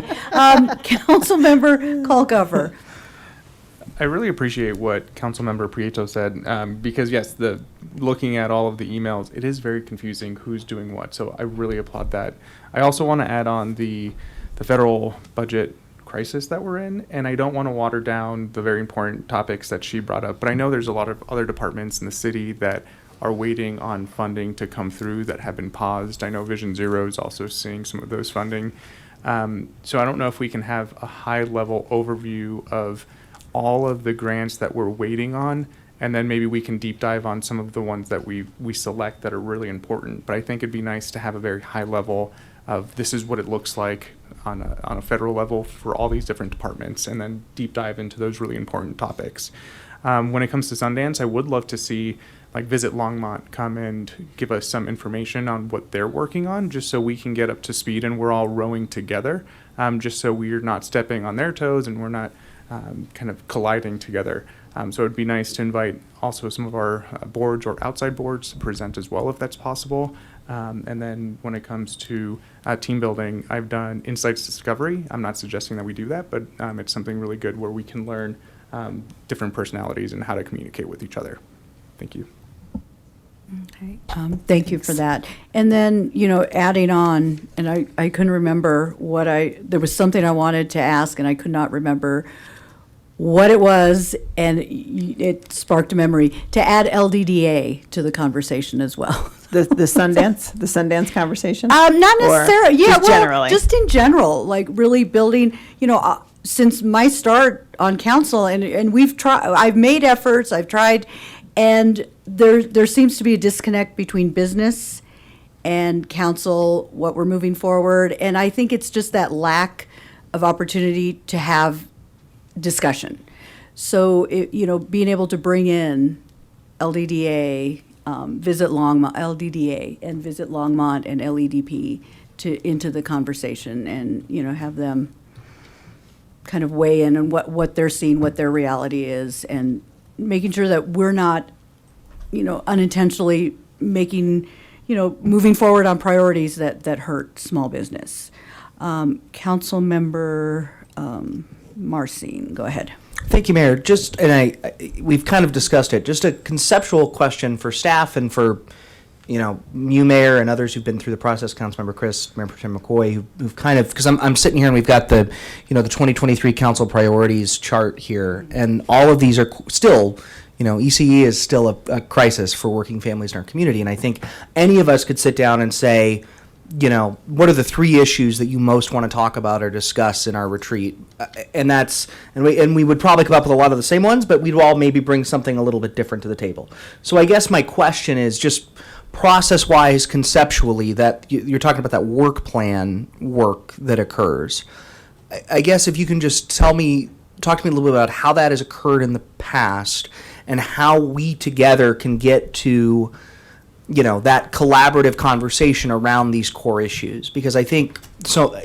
You get what I'm asking is how do we go about that, and what does that work ultimately entail to get us to a place where we can update these things, where we have an understanding of what are the 3 issues that we all nail into. If you can just quickly kind of help me understand that. That's a great question.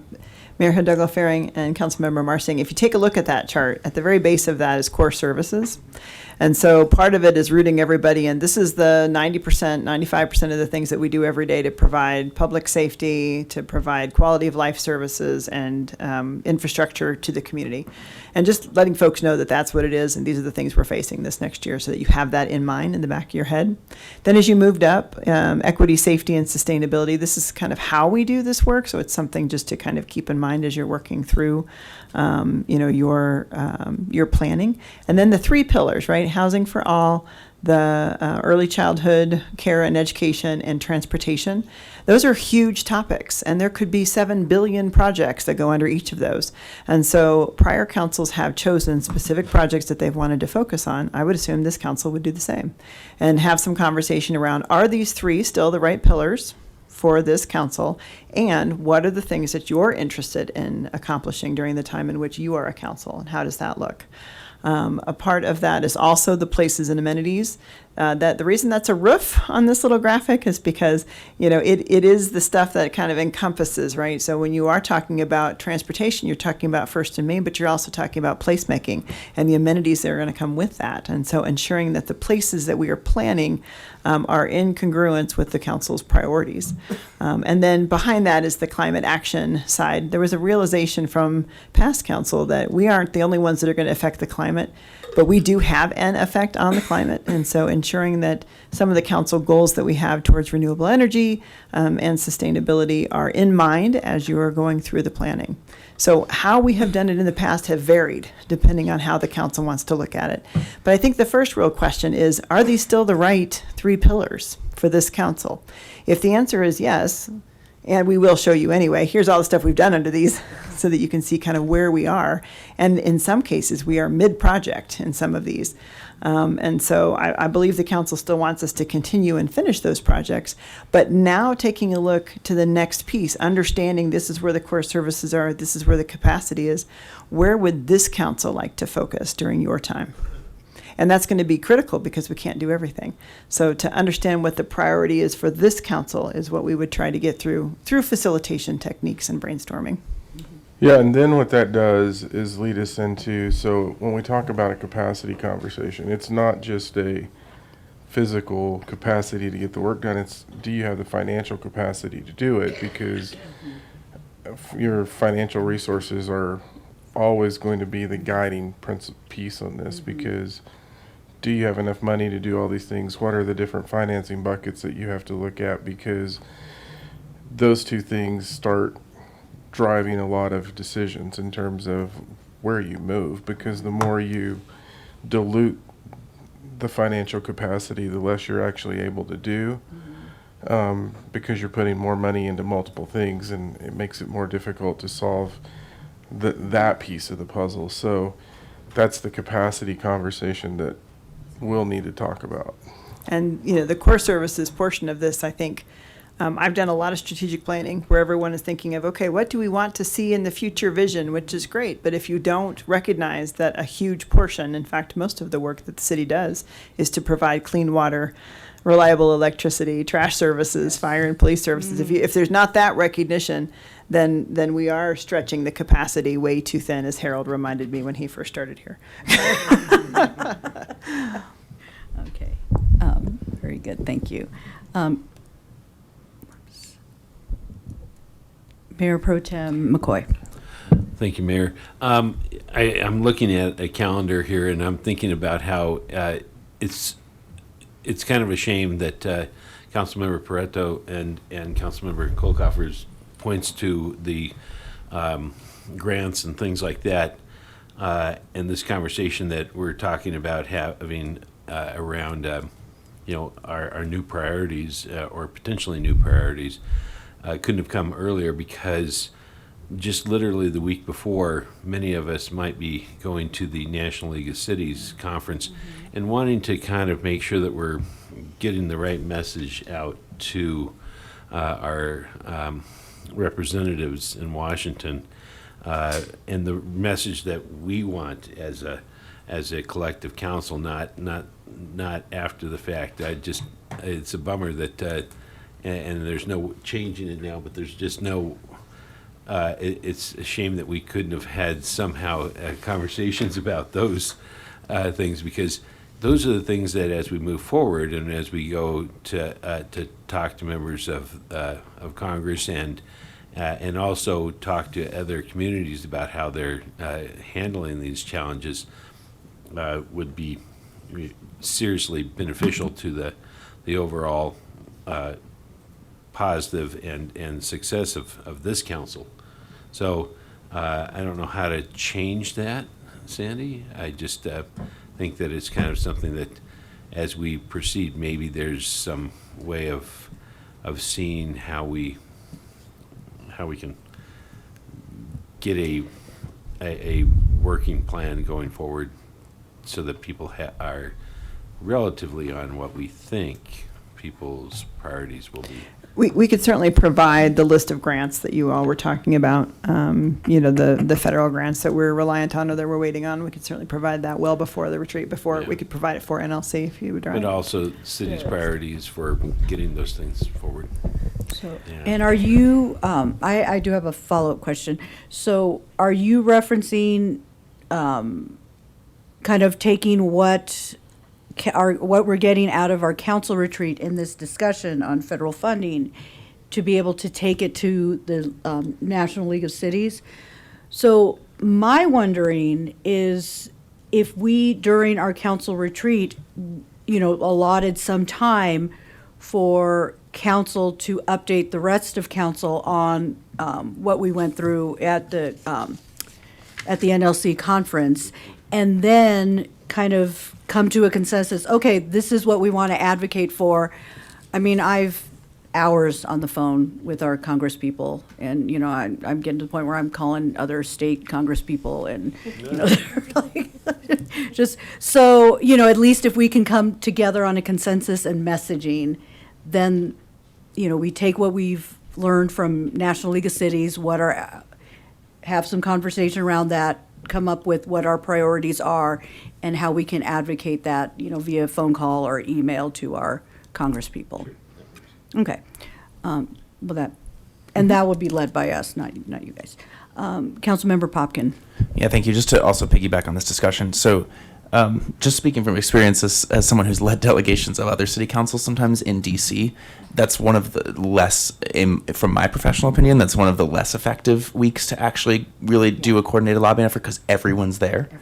And so what I'd actually suggest is we have a discussion when we're, and I'm seeing a couple nods there of agreement. And so what I might suggest is I really do appreciate the point that Mayor Pro Tem McCoy is making, though. And I'm wondering, is this a better topic for maybe a pre-session or a study session earlier in the year and maybe a follow-on and retreat through NLC so we can all go into NLC productively and then maybe think about a coordinated separate, depending on what our federal resource agenda might be or state, then we have a more cohesive strategy and figure out when is the right time to have a delegation from the city go and do this.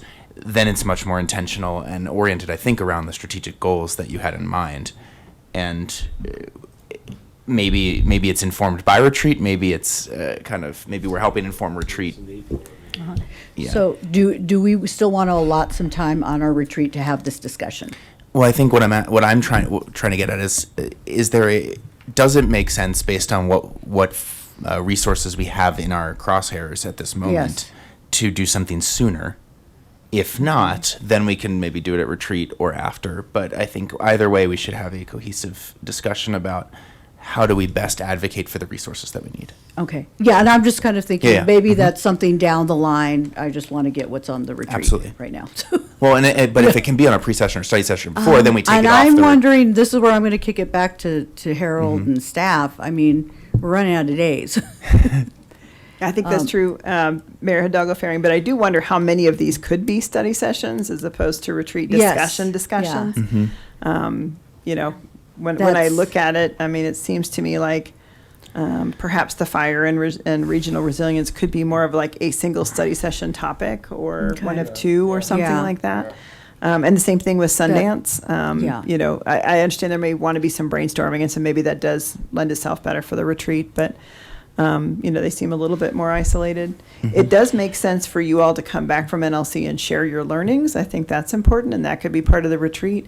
Then you determine what your priorities are, and then we take those priorities and lobby them. That's kind of what I have done in the past that seems to work. And not necessarily even going to DC as much as just inviting our legislators here. They come. They like Longmont. So when we invite them, they do come, and we can speak to them much more specifically that way. Yeah. So and just as a suggestion. I think would that help? Because I would like, and Absolutely. I'm kind of trying to think, once we throw everything out on the table, then we can kind of pick and choose, okay, what would be better for an open retreat conversation and what would be more conducive to just having it be part of a study session or go ahead. And we can break this up and we can get a look at it and what's really operationally driven and what makes more sense in a study session, what's really more policy driven that makes more sense in the retreat. And then to Sandy's point, when we look at the Sundance conversation, they're pretty specific in terms of what they want us to talk about, how they want us to talk about it, and they're really driving it. And it may be that may be actually more conducive to a study session down the road once they get more clarity, because they're still trying to do their event and then bring it forward. They've been pretty clear with us to say, there's words, and I'm looking to Jen, if Jen's around.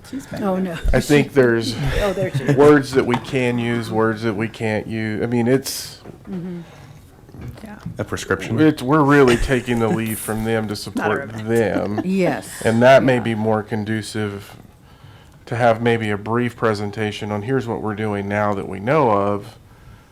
We'll know more June or July, and then that may be more robust conversation. Is that a? Yeah, I think that's fair. I just was going to say, generally, Sundance really has to sign off on any use of Sundance in terms of marketing and events that are surrounding.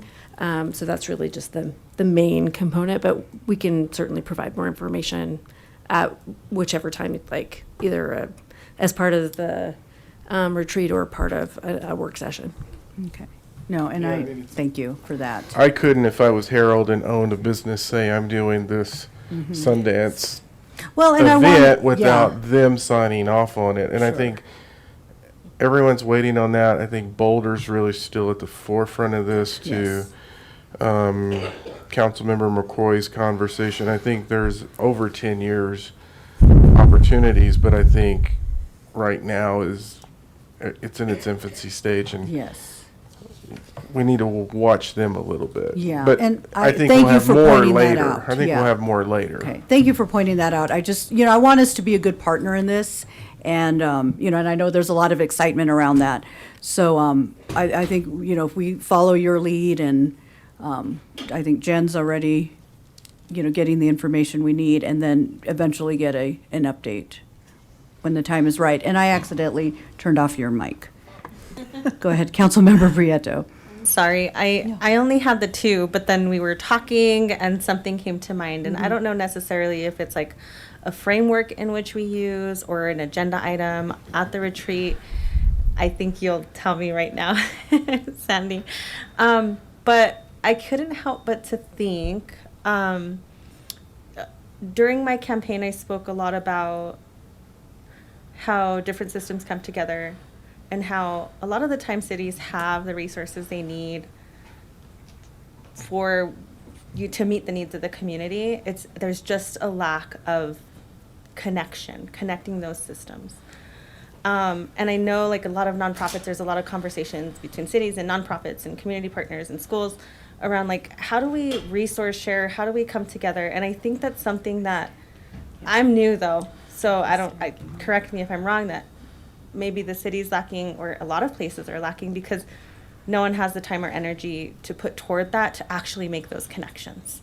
And then I also want to note, like Harold, when I was in my campaign, I went to the State of the City, and Harold talked about systems and connecting those systems. And so I was like, he speaks my language, And so I don't know how to put that into the agenda, but I want to make sure that language is there, or that framework, or maybe it becomes one of the priorities for the city, is really connecting these systems within the city to meet the community need, especially since we're in a moment of time where there's potential loss of funding, et cetera, et cetera.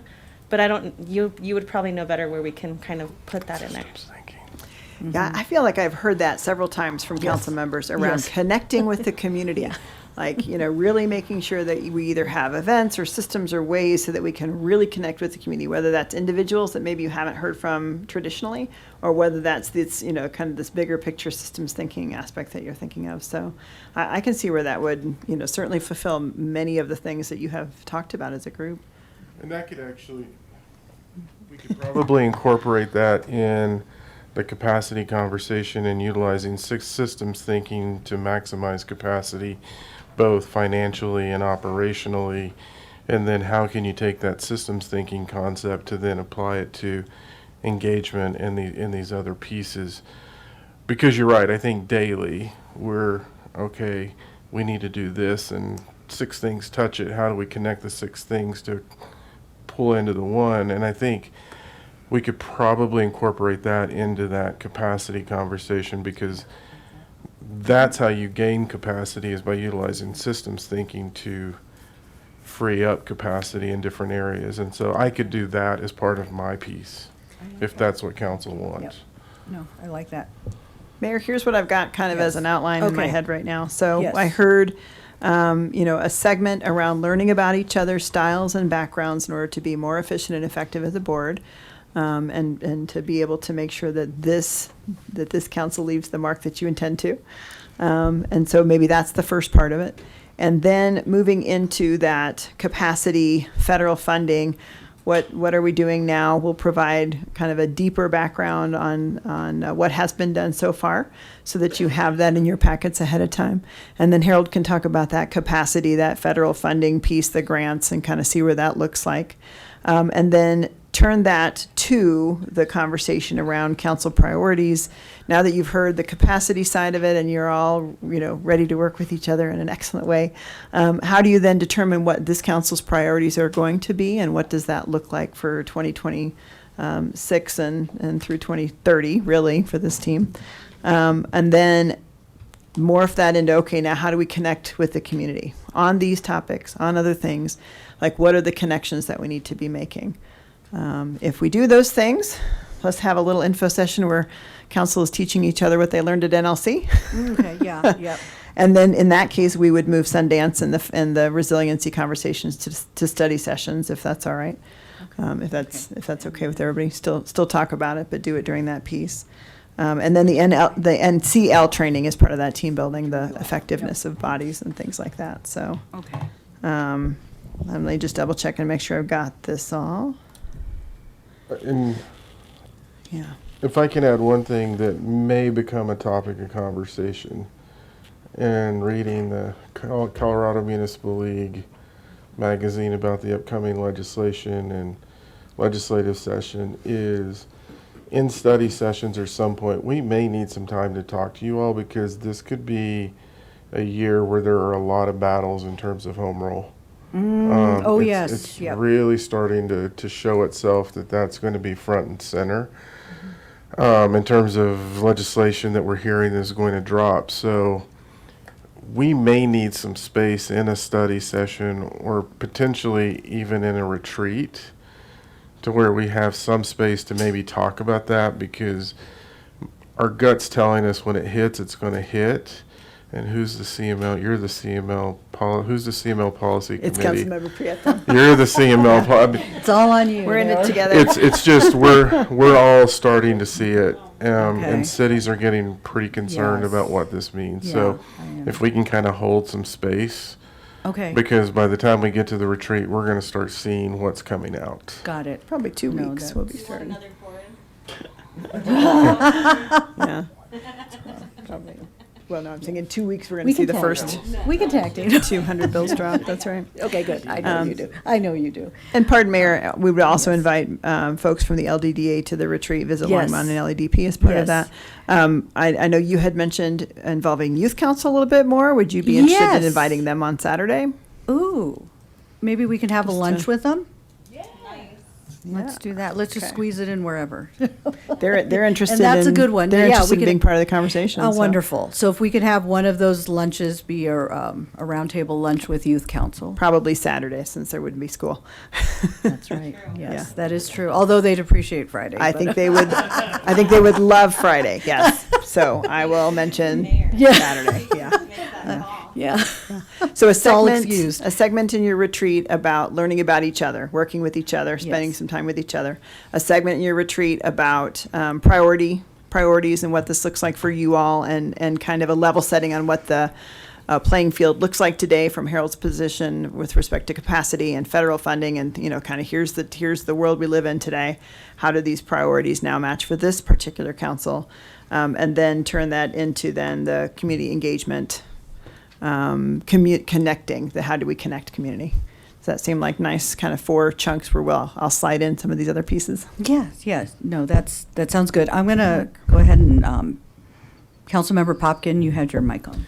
Yeah, one last thing to add into the systems discussion. I think it relates very closely, and it builds on something that Mayor Hidalgo-Ferrin and I were talking about in the last council on how we align our rates with our policy objectives.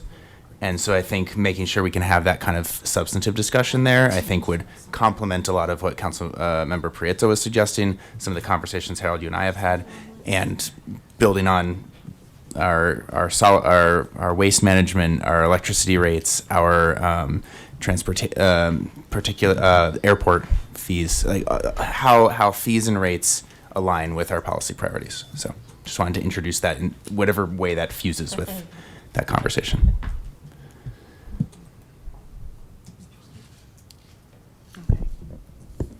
Councilmember Marcy.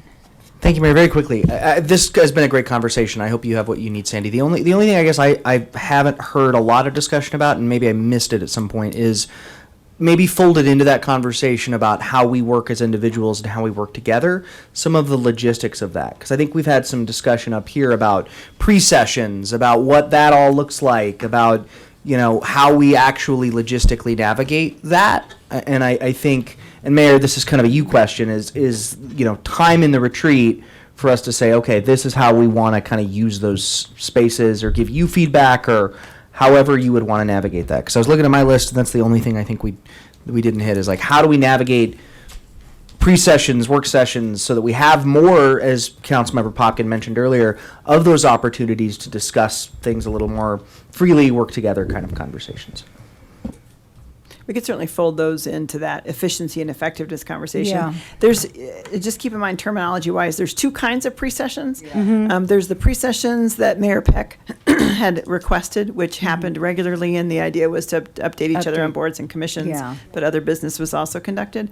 And then there's pre-sessions that the council directs us to bring that is a deeper dive and open, free conversation about a discussion, like Vision Zero came as a pre-session. So there are two different pieces. Housing, yeah, there's kind of two different ways to look at pre-session, so it might be great to clarify. Yeah, yeah. Yeah. Yeah, no, and then that would give me the opportunity to kind of throw back out.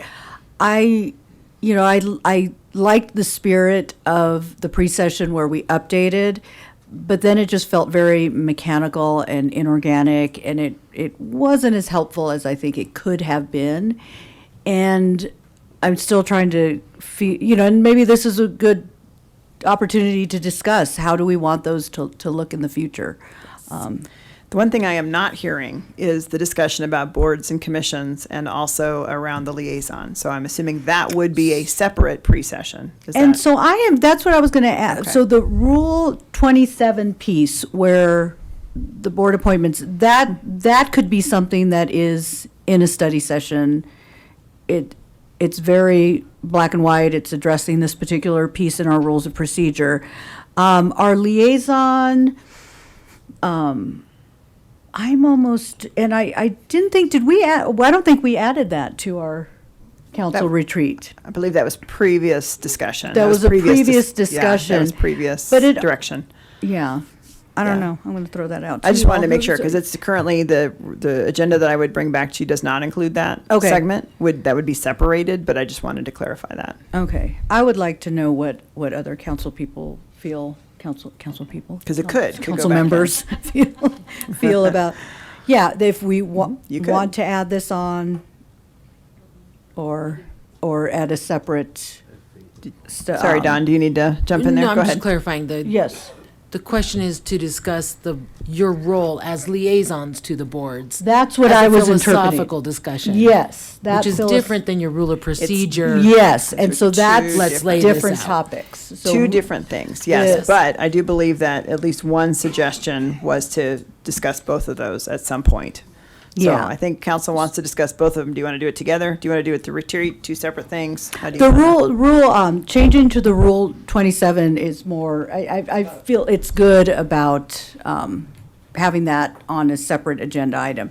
And we have that direction. And You you gave have us that that tonight. direction, That's so right. we're We good have with that that. today. So the liaison, I'm going to throw this out to council, the liaison and, how we proceed with our appointments. So how we all, as council members, pick our liaison. Is that, I feel like that was one that we wanted to discuss as well, if I recall correctly. Might as well. Lightly? Okay, Lightly. very, very lightly, just a sprinkle. Councilmember Christ, yeah. Thank you, Mayor. And thank you, Councilor Popkin, for that nice segue, because I want to make a final plea for some restorative time. relaxed time and time with nature. And if we could maybe use a round table instead of long tables. It was, some about where we were last time felt like a typing pool, honestly.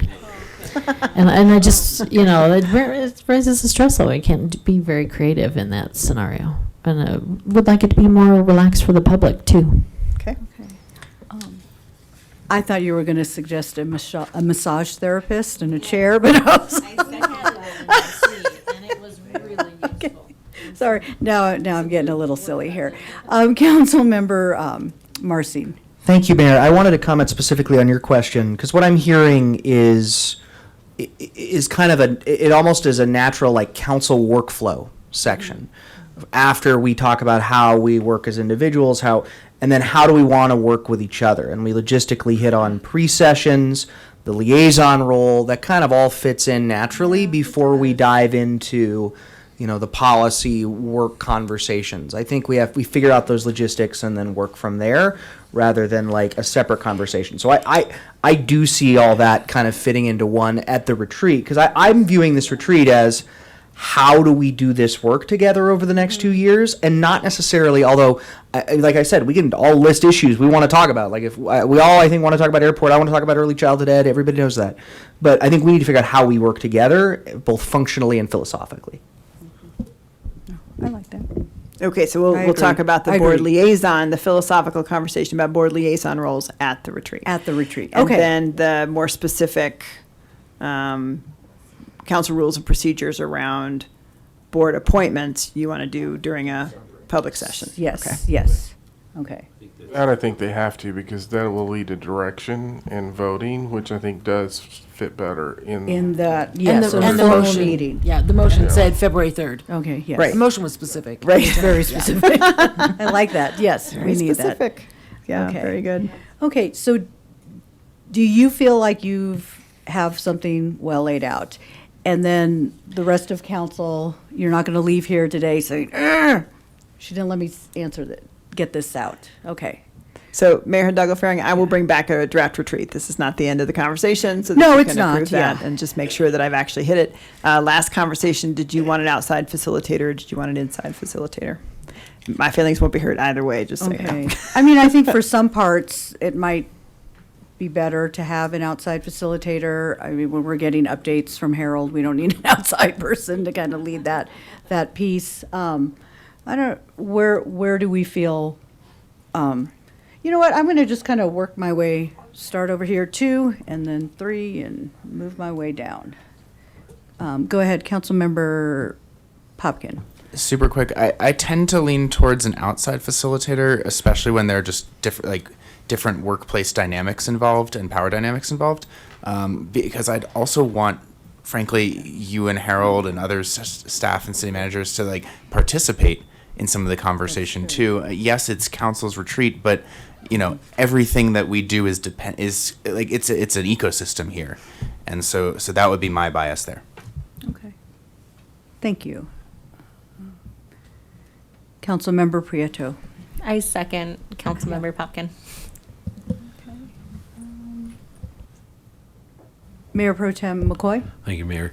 I think an outside person is always good, although I have to commend Sandy for always being such a champ, so I'm going to give a shout out to her. Thank you. Okay. Councilmember Christ? Outside. And I will also say that I would like you as staff to be there, but to also have a relaxed, restorative, and creative opportunity, which I don't see you ever getting. Maybe it happens, but I don't see it ever happening. Okay, so you have to be there and get a massage chair. Yes. Yeah. Okay. Councilmember Marcin. Thank you, Mayor. I'm going to say outside as well, specifically thinking about that leadership portion we talked about. I think it's beneficial potentially for staff as well to learn how we think and operate without having to worry about leading that discussion. The less, my whole vibe is the less work staff does to prepare for this retreat, the happier I individually will be, and the more work we do to get ready, the better that is in my mind. Yeah. So I would say outside. I agree, yes, thank you. Okay. Councilmember Kalkuffer. Thank you, Mayor. I'm not going to change what everybody else said. I think that's a good idea. External. I do have a massage chair, so if you want me to bring Ooh, it, yeah. I can just load it in the back of my car, and we can borrow it for the couple days. Yes, please. But I think it'd be good for you I'll all bring to my lady. sorry to make everybody excited, but I would like you all to participate in a way that it is easier for you to participate. Okay. I just mentioned to Sandy, one person I may talk to, just because I've been on he facilitated the RTD Accountability Committee, and just going through that conversation, he may be somebody I talk to, because that was as delicate and wow. as controversial as anything I've ever been in. Surprise. And he did a really good job of keeping us on task and keeping us focused. And so, if it's okay, that may be somebody I reach out to just to see. It was astonishing we got through what we got through, Wow. and the time frame we got through it. Very good. Okay. No, I trust you. Thank you. Yeah, no, the council has spoken, so. Thank you, everyone. Thank you. Okay, so we are now at final call, public invited to be heard. Is there anyone in the audience who wishes to speak? Come on down.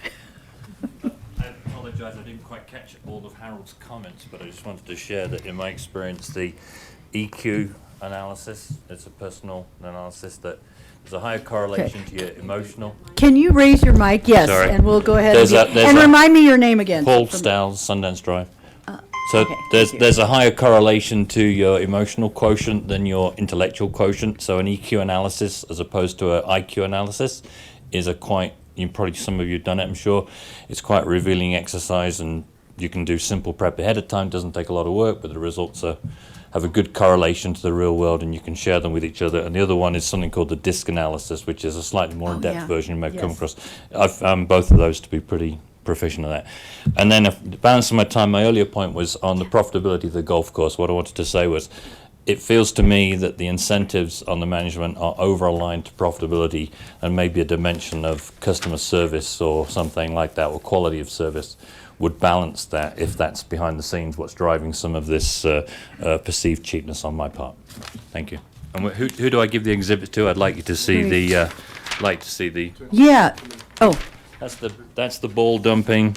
That's the new ones installed at Twin Peaks, but they're removed at Ute. And that's the email correspondence. And Jeff Friesner said he's going to call me tomorrow anyway, so you may not have to take any action. I was emailing Jeff. Yeah, he caught me outside. great. Thank you very much. Good, I'm glad. Okay, anyone else? Come on down. Greetings. Hi. New member. Yeah. Love it. So, who are you? Paul Tiger. I live in Longmont. Yes. I'm coming to remind you again about what's going on in the dark hole that is the front entrance. I have engaged other people here. I understand maybe there's some work orders, but they could be shoved aside and rearranged, because the lighting's not that important. It's gone on for 20 years. I do fall here. I fall a lot now. I'll fall out there and sue you. I don't want to do that. Please fix up the lighting. Not your, but you run the show, right? Okay. Lighting outside. Thank you so much. Great, thank you. Okay, so we are now on to, come on down. Is there anyone else who wants to speak? Okay, so Lance, come on down. Who are you? Lance Whitaker, 1750 Collier Street. I'd just like to remind you really quickly that you guys are going to be talking about the Sundance, and don't forget that we're having a major traffic problem over on Ken Pratt and Hover.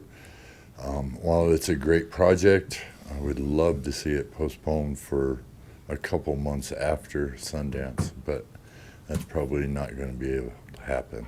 But anyhow, my concerns are about the traffic problems that we're going to have, and hopefully we can put a good face forward on that. Thank you. Very good. Thank you. Okay, now we're on to mayor and council comments. Any comments? Okay. Councilmember Kalkuffer. I'd like to thank everybody on this board. Thank you, Mayor. This has been a true ride for me, and I thank everybody who supported me through this journey.